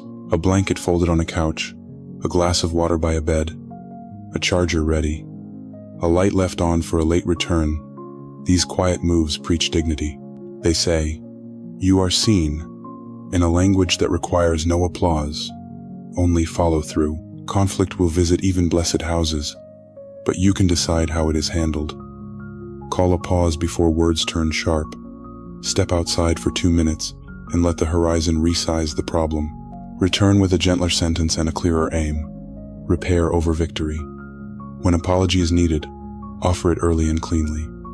When forgiveness is offered, let it be real, with boundaries if required. If a pattern harms safety, seek help beyond the house and tell the truth to someone wise. Asking for support is not failure. It is stewardship of the lives trusted to your care. Guard the household's gates. Doors, devices, and schedules are all entry points. Keep locks working and routines predictable enough that people feel anchored. Curate screens so content does not teach your room's indifference to what is holy. Set charging spots outside bedrooms when possible so sleep belongs to rest, not to scrolling. Teach kids not with shaming, but with reasons how attention is priceless and how apps are designed to spend it. Your stewardship of inputs will quietly build taller ceilings for joy and lower floors for anxiety, because what enters a room eventually shapes the atmosphere of the heart. Remember the neighbors. A blessed house is not a fortress, it is a lighthouse. Learn 2 names across the hall or over the fence. Wave first. Offer a greeting that sounds like you mean it. Help carry a box. Bring soup when illness spreads on the block. Ask for help when you need it, so humility has an address. These simple bonds turn a street into community. Safety increases when eyes are friendly and doors are not only closed against threat, but opened for kindness at sensible hours. Your porch or stairwell can become a small outpost of hope. Hold all of this with humility, because seasons change. Babies arrive, teenagers test, roommates move, parents age, jobs shift, budgets tighten or widen. What worked last month might need revision today. That is not failure, it is growth. Meet the new season with fresh agreements, fresh chores, and fresh rhythms. Retire what no longer serves. Keep what still helps. Blessing is not frozen. It is adaptive love. Returning each morning to ask, what brings health here now? Flexibility keeps affection alive when circumstances move the furniture of your days. Let prayer circulate like clean air through these rooms. Whisper thanks while making coffee. Ask for wisdom while packing a backpack. Speak protection over thresholds when you lock the door. Invite courage into conversations you know are coming. Pray calm over bedrooms at night and over the hallway where shoes pile up. Your words do not need to be long to be real. Short lines, sincerely offered, can turn a corridor into a chapel and a kitchen into a sanctuary of steady care. Over time, these quiet petitions change tone, not just tasks. Finally, remember that your household will never be flawless, and that is not the aim. The goal is fidelity. To love the people present, to steward the things entrusted, to tell the truth, to repair quickly, to share what you can, to rest when the day closes. If you live solo, you still carry this calling. You are worthy of tidy spaces, warm food, honest friends, and bedtime quiet. If you live with many, you share the calling.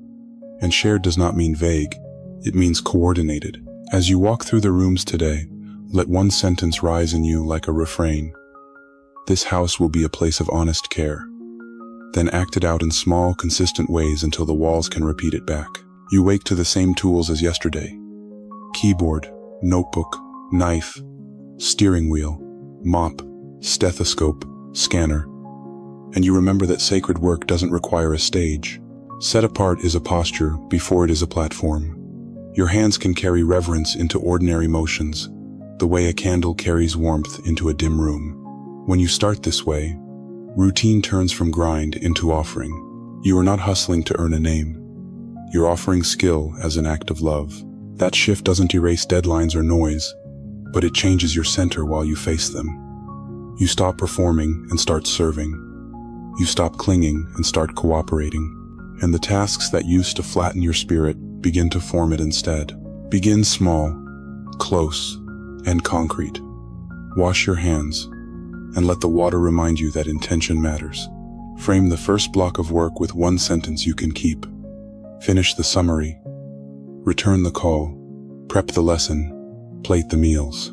Pick a tone that fits your assignment: clear, gentle, thorough, brave, and then move. When distractions clamor, answer with quiet persistence. If your mind grabs for theatrics, walk across the room, stretch, and return.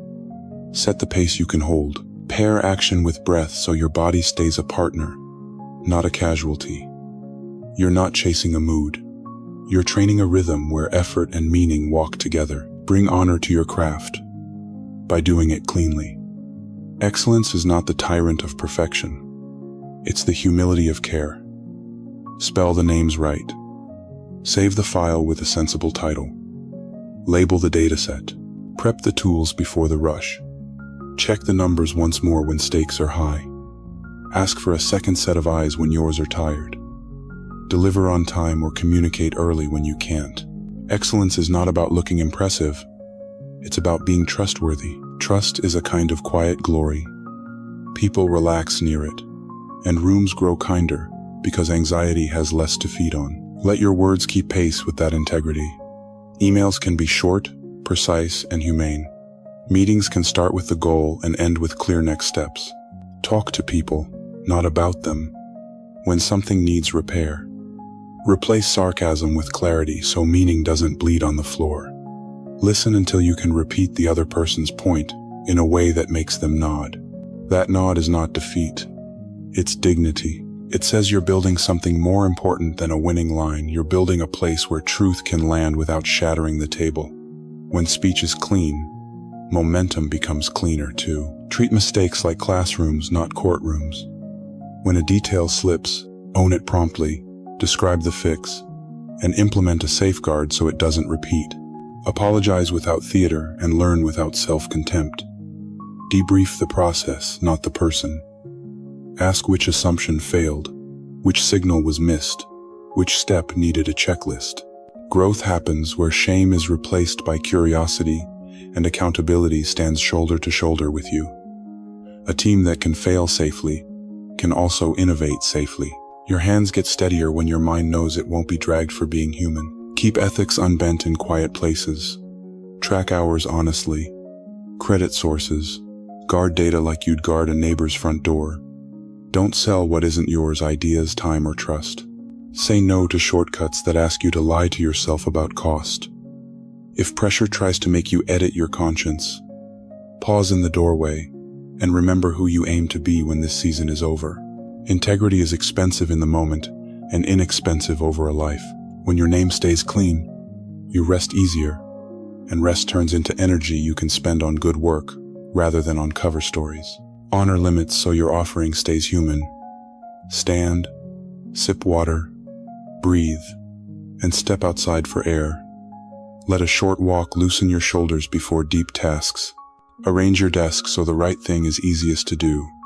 One notebook open, one tab visible, one tool within reach. Protect deep focus by putting your phone away when the work deserves both hands. Close the day with a small ritual. Note 3 completions. Park unfinished pieces with a first next step, and set the tools where morning you will find them. This is not indulgence.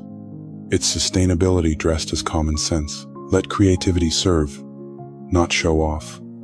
Notice tiny frictions and design tiny fixes. A template that saves 3 minutes a day. A label that ends a recurring question. A checklist that catches the frequent miss. Teach someone the trick you just learned, and watch competence multiply. Document a process so the knowledge outlives your presence. Build a simple dashboard that reveals the story the team keeps guessing at. Creativity that relieves burdens earns a deeper kind of respect than novelty that only calls attention to itself.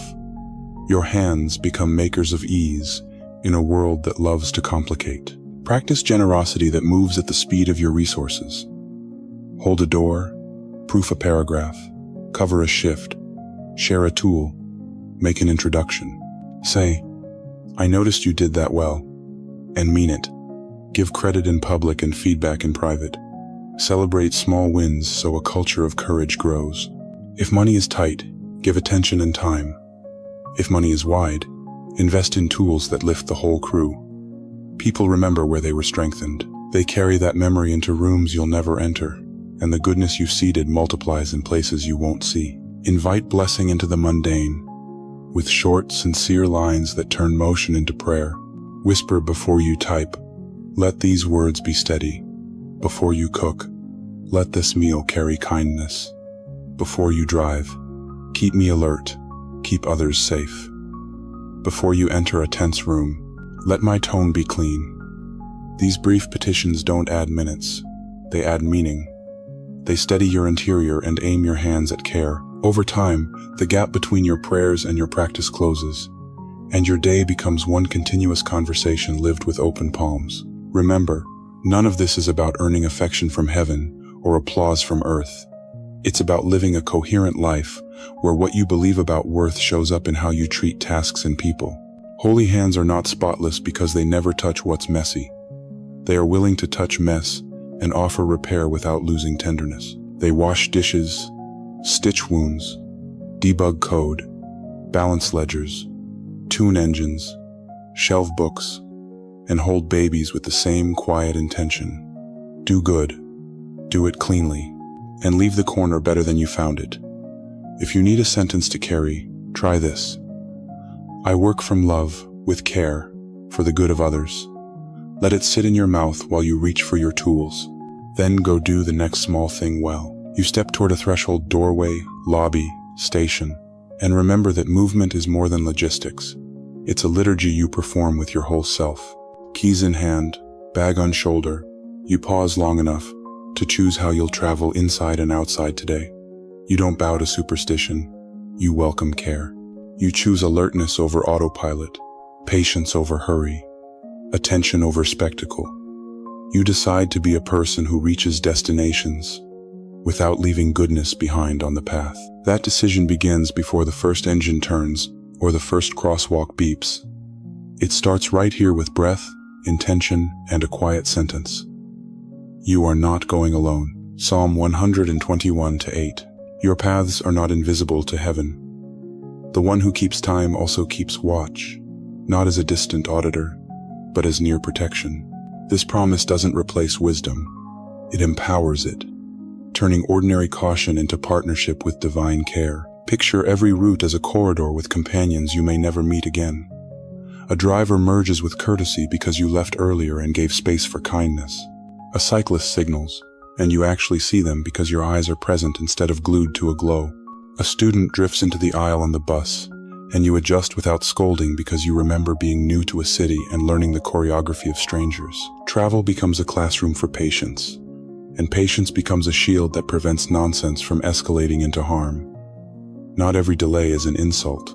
Sometimes it's a nudge to slow to human speed. Start with the basics that save lives and lower pulse rates. Buckle up and stay off the texting loop while wheels are moving. Choose lanes like someone who expects to arrive. If the weather shifts, your tone shifts with it. Smoother inputs, longer following distance, earlier decisions. When you walk, let your phone rest so your ears can hear and your feet can gauge. Look twice before you step into a crossing. Look once more for the quiet scooter tucked behind a larger shape. None of this is fear. It is love wearing shoes. You are guarding your future and the futures of people you'll never know by name. Routes carry risk and possibility. You can lower one and raise the other with small, smart moves. Tell a trusted person when and where you're headed if the trip is unusual. Share location when it helps. Carry what you need to be okay for a while. Water, a charger, some cash, the medicine your body depends on. If fatigue stalks you, choose rest over pride. Pull over.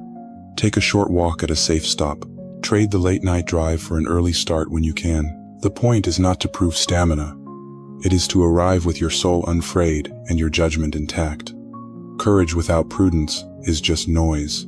Commuting is often the most repeated journey in a life, which makes it a prime place to practice quiet holiness. Set a small ritual at ignition or at the bus door.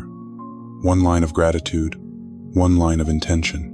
Thank God for eyes that see, hands that steer, legs that carry, the mercies of working lights and patient brakes. State your aim: to be unhurried enough to notice, steady enough to yield, brave enough to speak if someone needs help and it is safe to do so. These tiny sentences don't add minutes, they add meaning. They also teach your nervous system not to spike at the first horn. The world can be harsh at intersections, literal and social. Someone cuts close, another blasts a reaction. A third forgets that turn signals exist. You get to choose how porous your interior is to those jolts. Let your wheel hands stay light, your breathing slow, your words clean. If heat rises, lower the window of your chest with a practiced phrase, "I'm okay." Keep it measured. You don't have to narrate the other driver's entire personality. You don't have to sermonize the pedestrian who stepped out without looking. You can just respond with wisdom and move on, because your value isn't auditioning for their approval. Travel is also community care. Notice who looks lost and offer 2 clear directions. Give your seat when steadiness would cost you little and mean much to someone else. If a parent is juggling a stroller, a backpack, and a door, hold the frame and give a nod that says no debt is owed. If you see something unsafe, choose the option that matches your training and risk alert staff. Call for help or step in only when it's truly wise. You are not the hero of the city. You are one steady person among many, and steadiness multiplies when even a few decide to carry it. Work trips can blur days into airports, cabs, and conference rooms. Keep your personhood intact by packing simple anchors. Eat something real when you can. Hydrate more than you want to, and step outside between sessions long enough to remember there is sky beyond the ceiling grid. When you return to a room alone, call someone who knows your normal voice. Tell them one good, one hard, and one thing you'll do to land the evening gently. Place your phone away from the bed so sleep belongs to rest, not to the scroll. Tomorrow will be better when tonight honors limits. For students and night shift workers, corridors after dark can feel different. Walk with a friend when possible, or let someone know your route and expected arrival. Choose well-lit paths, even if they add minutes. Trust a sense that says turn back and pick another street. Keep keys ready early so you don't fish at the door with arms full. If unease spikes, find a public space and choose help over pride. None of this makes you fragile. It makes you wise. Wisdom lengthens years and shortens regrets. Your safety is not an inconvenience to the world. It is a priority that love insists on. Roads aren't just asphalt and rail, they're also corridors of decision. You'll be offered shortcuts that promise ease and deliver cost later. You'll meet detours that feel like theft, but turn out to be a route you needed for reasons you couldn't see. Hold plans humbly and adjust without drama. Ask for directions from people who have walked the terrain. Confirm addresses before you drive across town. If a plan falls through, resist the myth that everything is ruined. Instead, choose the next best move and take it with a clean heart. Navigation is less about ego and more about teachability. Carry blessing with you like a low, steady hum. Whisper a line over your dashboard or handlebars or shoes. Guide me as I go. Speak quiet goodness for the other travelers too. Ask that the impatient one arrive without harming anyone. Ask that the distracted one wake up and return attention to the present lane. Ask that the fearful one receive a calm that fits their hour. These prayers are not performance. They are oxygen for a world that forgets how precious time and bodies are. You become part of the solution simply by asking for what is good and moving accordingly. When you step back through the door tonight, let gratitude bookend the day. You came back. Many trips are uneventful precisely because care was present, both human and divine. Wash off the grit of corridors, reset keys to their place, and exhale what the streets carried in. If you need to repair a moment your tone with a stranger, a rushed merge, a horn you didn't need, own it before sleep, and let tomorrow carry the better habit. Travel has a way of revealing who we are becoming. Choose to become someone who arrives with kindness intact, attention unbroken, and wonder still awake at the simple mercy of coming and going under watchful love. The evening draws its curtains, and you enter hours that test what you believe about protection and care.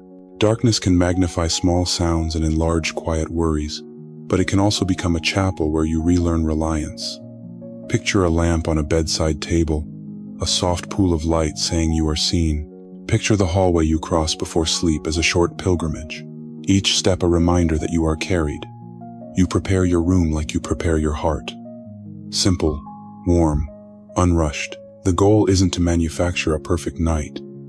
It's to yield control you never truly held and receive steadiness that doesn't depend on perfect conditions.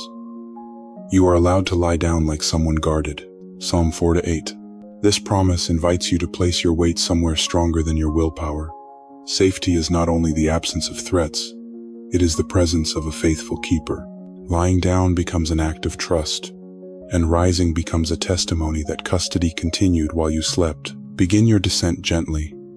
Let lights dim earlier than habit demands, so your body hears the cue. Park the day's unfinished loops on paper where morning, you will find them. You are not abandoning responsibility. You are assigning it a time that fits. Step away from the feed that trains your mind to expect alarms at midnight. Choose sounds that calm, or choose silence, and let the room exhale. Sip water. Stretch slowly. Speak one clean line into the air. I am held even when I'm off duty. You are practicing humility in the most practical way, trusting that providence does not clock out when you close your eyes. Honor basic caution without baptizing panic. Check doors and windows once, not 5 times. Set an alarm if that helps your mind release vigilance. Place the phone where you can reach it if needed, yet far enough that endless scrolling can't hijack the quiet. Keep a small light for safe trips down the hall. If thunder rolls or sirens pass, breathe and remember scale. Most nights are uneventful, precisely because ordinary care and unseen mercy work together. Your aim isn't to banish every concern. It's to refuse rehearsal of worst-case scenes that pretend to prepare you while actually stealing strength. Bring relationships into the evening with clean edges. The mind loves to replay a tense conversation at 1 a.m. adding harsher lines with every loop. Choose a different story.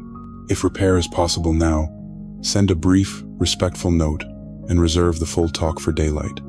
If repair must wait, forgive in advance, not as denial but as a decision to stop letting hurt run your night. Release people from imaginary trials held in your head. You are not a courtroom. You are a person hoping to wake kind. Setting grudges down at the bedside is not weakness. It is wisdom that guards tomorrow's tone. Let your body teach your thoughts by example. Lie on your back for a minute and feel the mattress carry you, then turn to the posture that helps you settle. Unclench your jaw. Place a palm over your chest and count slow breaths, longer out than in, until your shoulders release their stubbornness. If sleep stays shy, sit up once, write down the 3 loudest concerns, and tell yourself, captured for morning. If you need a sentence to repeat, try, quiet and steady. Some nights will still be restless. Do not scold yourself. You are learning a kinder cadence, and learning takes time. Remember the workers and caregivers whose nights are their days. If you take a shift while the city slumbers, you are not forgotten. Keep gentle rituals at hand, light that doesn't glare, snacks that support stamina, brief pauses to lengthen breath before you re-enter tasks that matter. Whisper a blessing over the ward, the warehouse, the dashboard, the desk. Ask for alertness that fits the assignment and composure when surprises arrive. If you're up because a fever needs watching or a baby needs comfort, receive those minutes as sacred service more than interruption. Your quiet presence is medicine in its own right. Treat your room as a friend to your nervous system. Clear a surface within arm's reach so you don't knock through clutter in the dark. Keep a notebook where prayers and to-dos can land without cycling through your head for an hour. Choose bedding that welcomes rather than irritates. You are a whole person, not a brain on a stick. If outside noise visits, let a gentle fan or steady sound smooth the edges. Rituals like these are not superstition. They are hospitality, offered to your own soul. Hospitality reduces startle, and reduced startle makes grace easier to feel. Invite blessing in short lines that turn the evening into conversation. Keep watch over this home. Guard those traveling tonight. Steady the worried and give insight to the teams on call. Strengthen the lonely with a timely friend. Ask for guidance in dreams and for a mind that releases what it cannot repair at this hour. Some problems ripen in rest the way bread rises under a towel. Answers meet you at breakfast that would not come while you pressed. Quiet trust is not inactivity. It is cooperation with a pace wiser than adrenaline. When you wake at 3, meet the moment with a script that carries you through without drama. Sit up. Drink a little water. Name 5 ordinary things you can sense. Fabric, air, a distant engine, the edge of the blanket, the rhythm of your chest. Speak a single prayer and return to bed. If thoughts sprint, let them jog on paper, and remind yourself that dawn will be smarter than now. You do not need to become heroic at an hour designed for repair. The world is watched. You can rejoin the watch by sleeping. Before you turn the last light off, name 1 gift from the day, a sentence someone spoke, a task completed, a cloud that paused you, a joke that kept a meeting human. Gratitude shrinks the shadows that try to grow tall at night. Then, with the simplest faith, release yourself and those you love into care that neither slumbers nor forgets. You are small, and that is good news. Small things are easier to carry and easier to keep. Let those words lower your breathing and soften your gaze. Let the room go quiet. Let your heart trust that the hours you won't remember are still held with intention. You looked up in wonder, remembered that a vast king notices small lives, received your name as dignity rather than a performance, fastened hope like an anchor, and learned to answer fear with presence before plans. Now the sun climbs, and the ordinary world waits for the rare gift of a person who carries a gentle center. You do not need spectacle to be bright. Steadiness is luminous. Let that brightness travel with your shoes and your sentences, through doors and corridors, until rooms feel lighter simply because you entered. This is rise and shine. Not noise, not show, just a faithful life, awake to grace and ready to do good. Rise in how you think. Retire recycled scripts that say you are behind, late, or lesser. Speak to your mind as you would to a respected friend. Give yourself precise, hopeful sentences that fit this hour. You are not required to predict the month. You are invited to steward the morning. When distraction buzzes, return attention to the single inch that actually moves the mission forward. When old dread rattles, answer with what you now practice.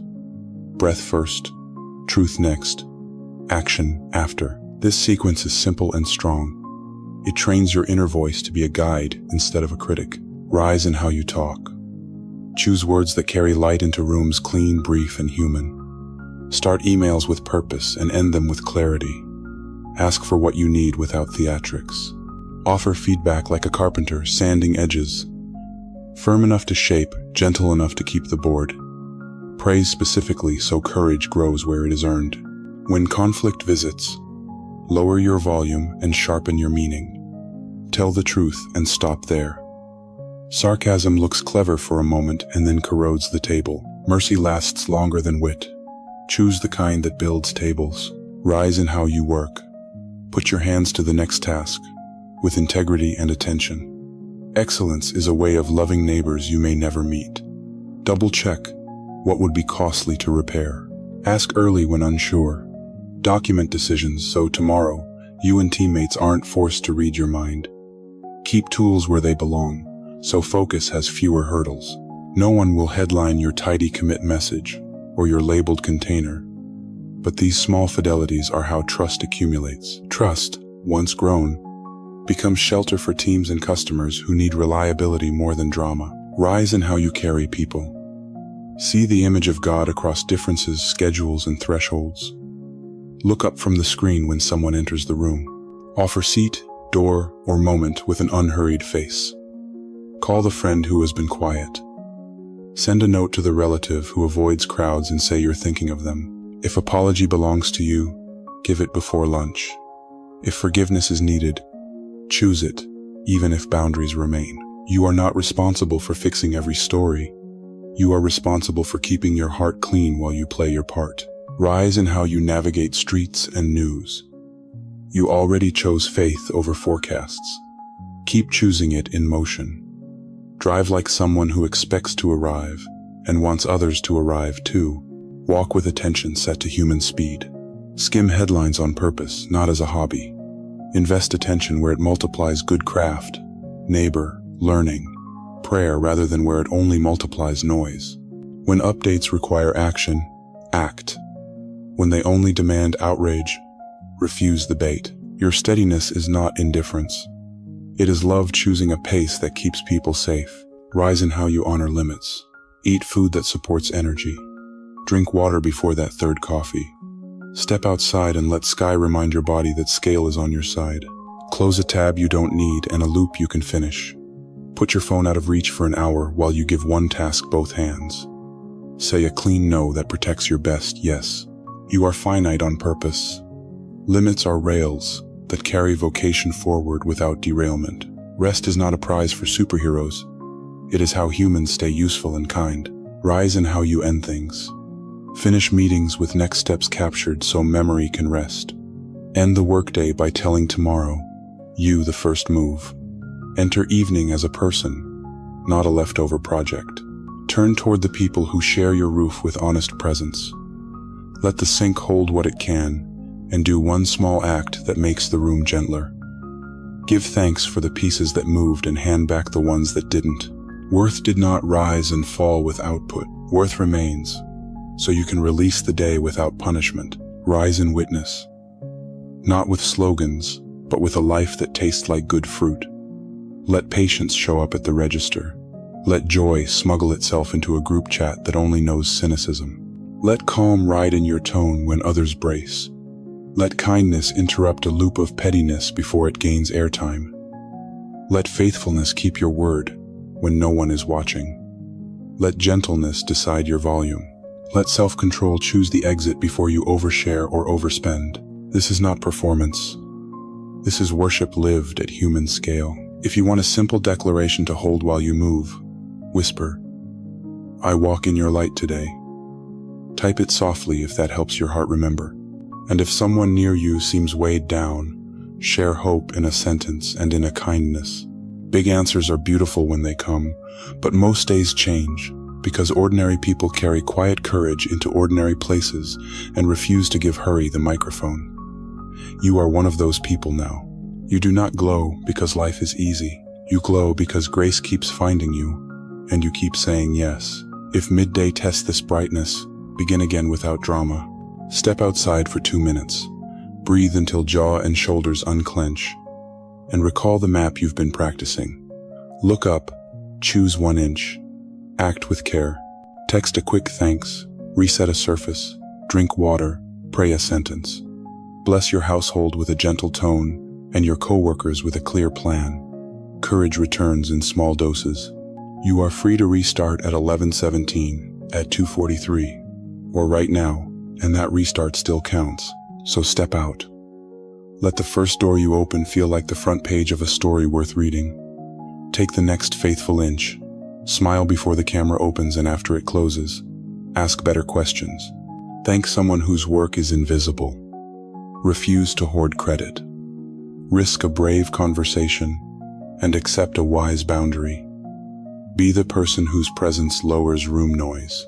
And when the sun tilts down again, return through the same doorway with the same light you carried out, steady, grateful, teachable, and glad to try again tomorrow. Take a breath and notice morning resting on your windowsill. Let gratitude gather around one small gift you can name, then set your aim for the next faithful inch. Release outcomes you cannot carry. Receive wisdom for what is yours, and remember that you are seen in both tasks and pauses. If words help, say quietly, guide my steps, keep my heart soft. Let your breath slow, and your shoulders soften as daylight unfolds. Hold that line like a handrail as you begin, and let kindness be your signature wherever you go today.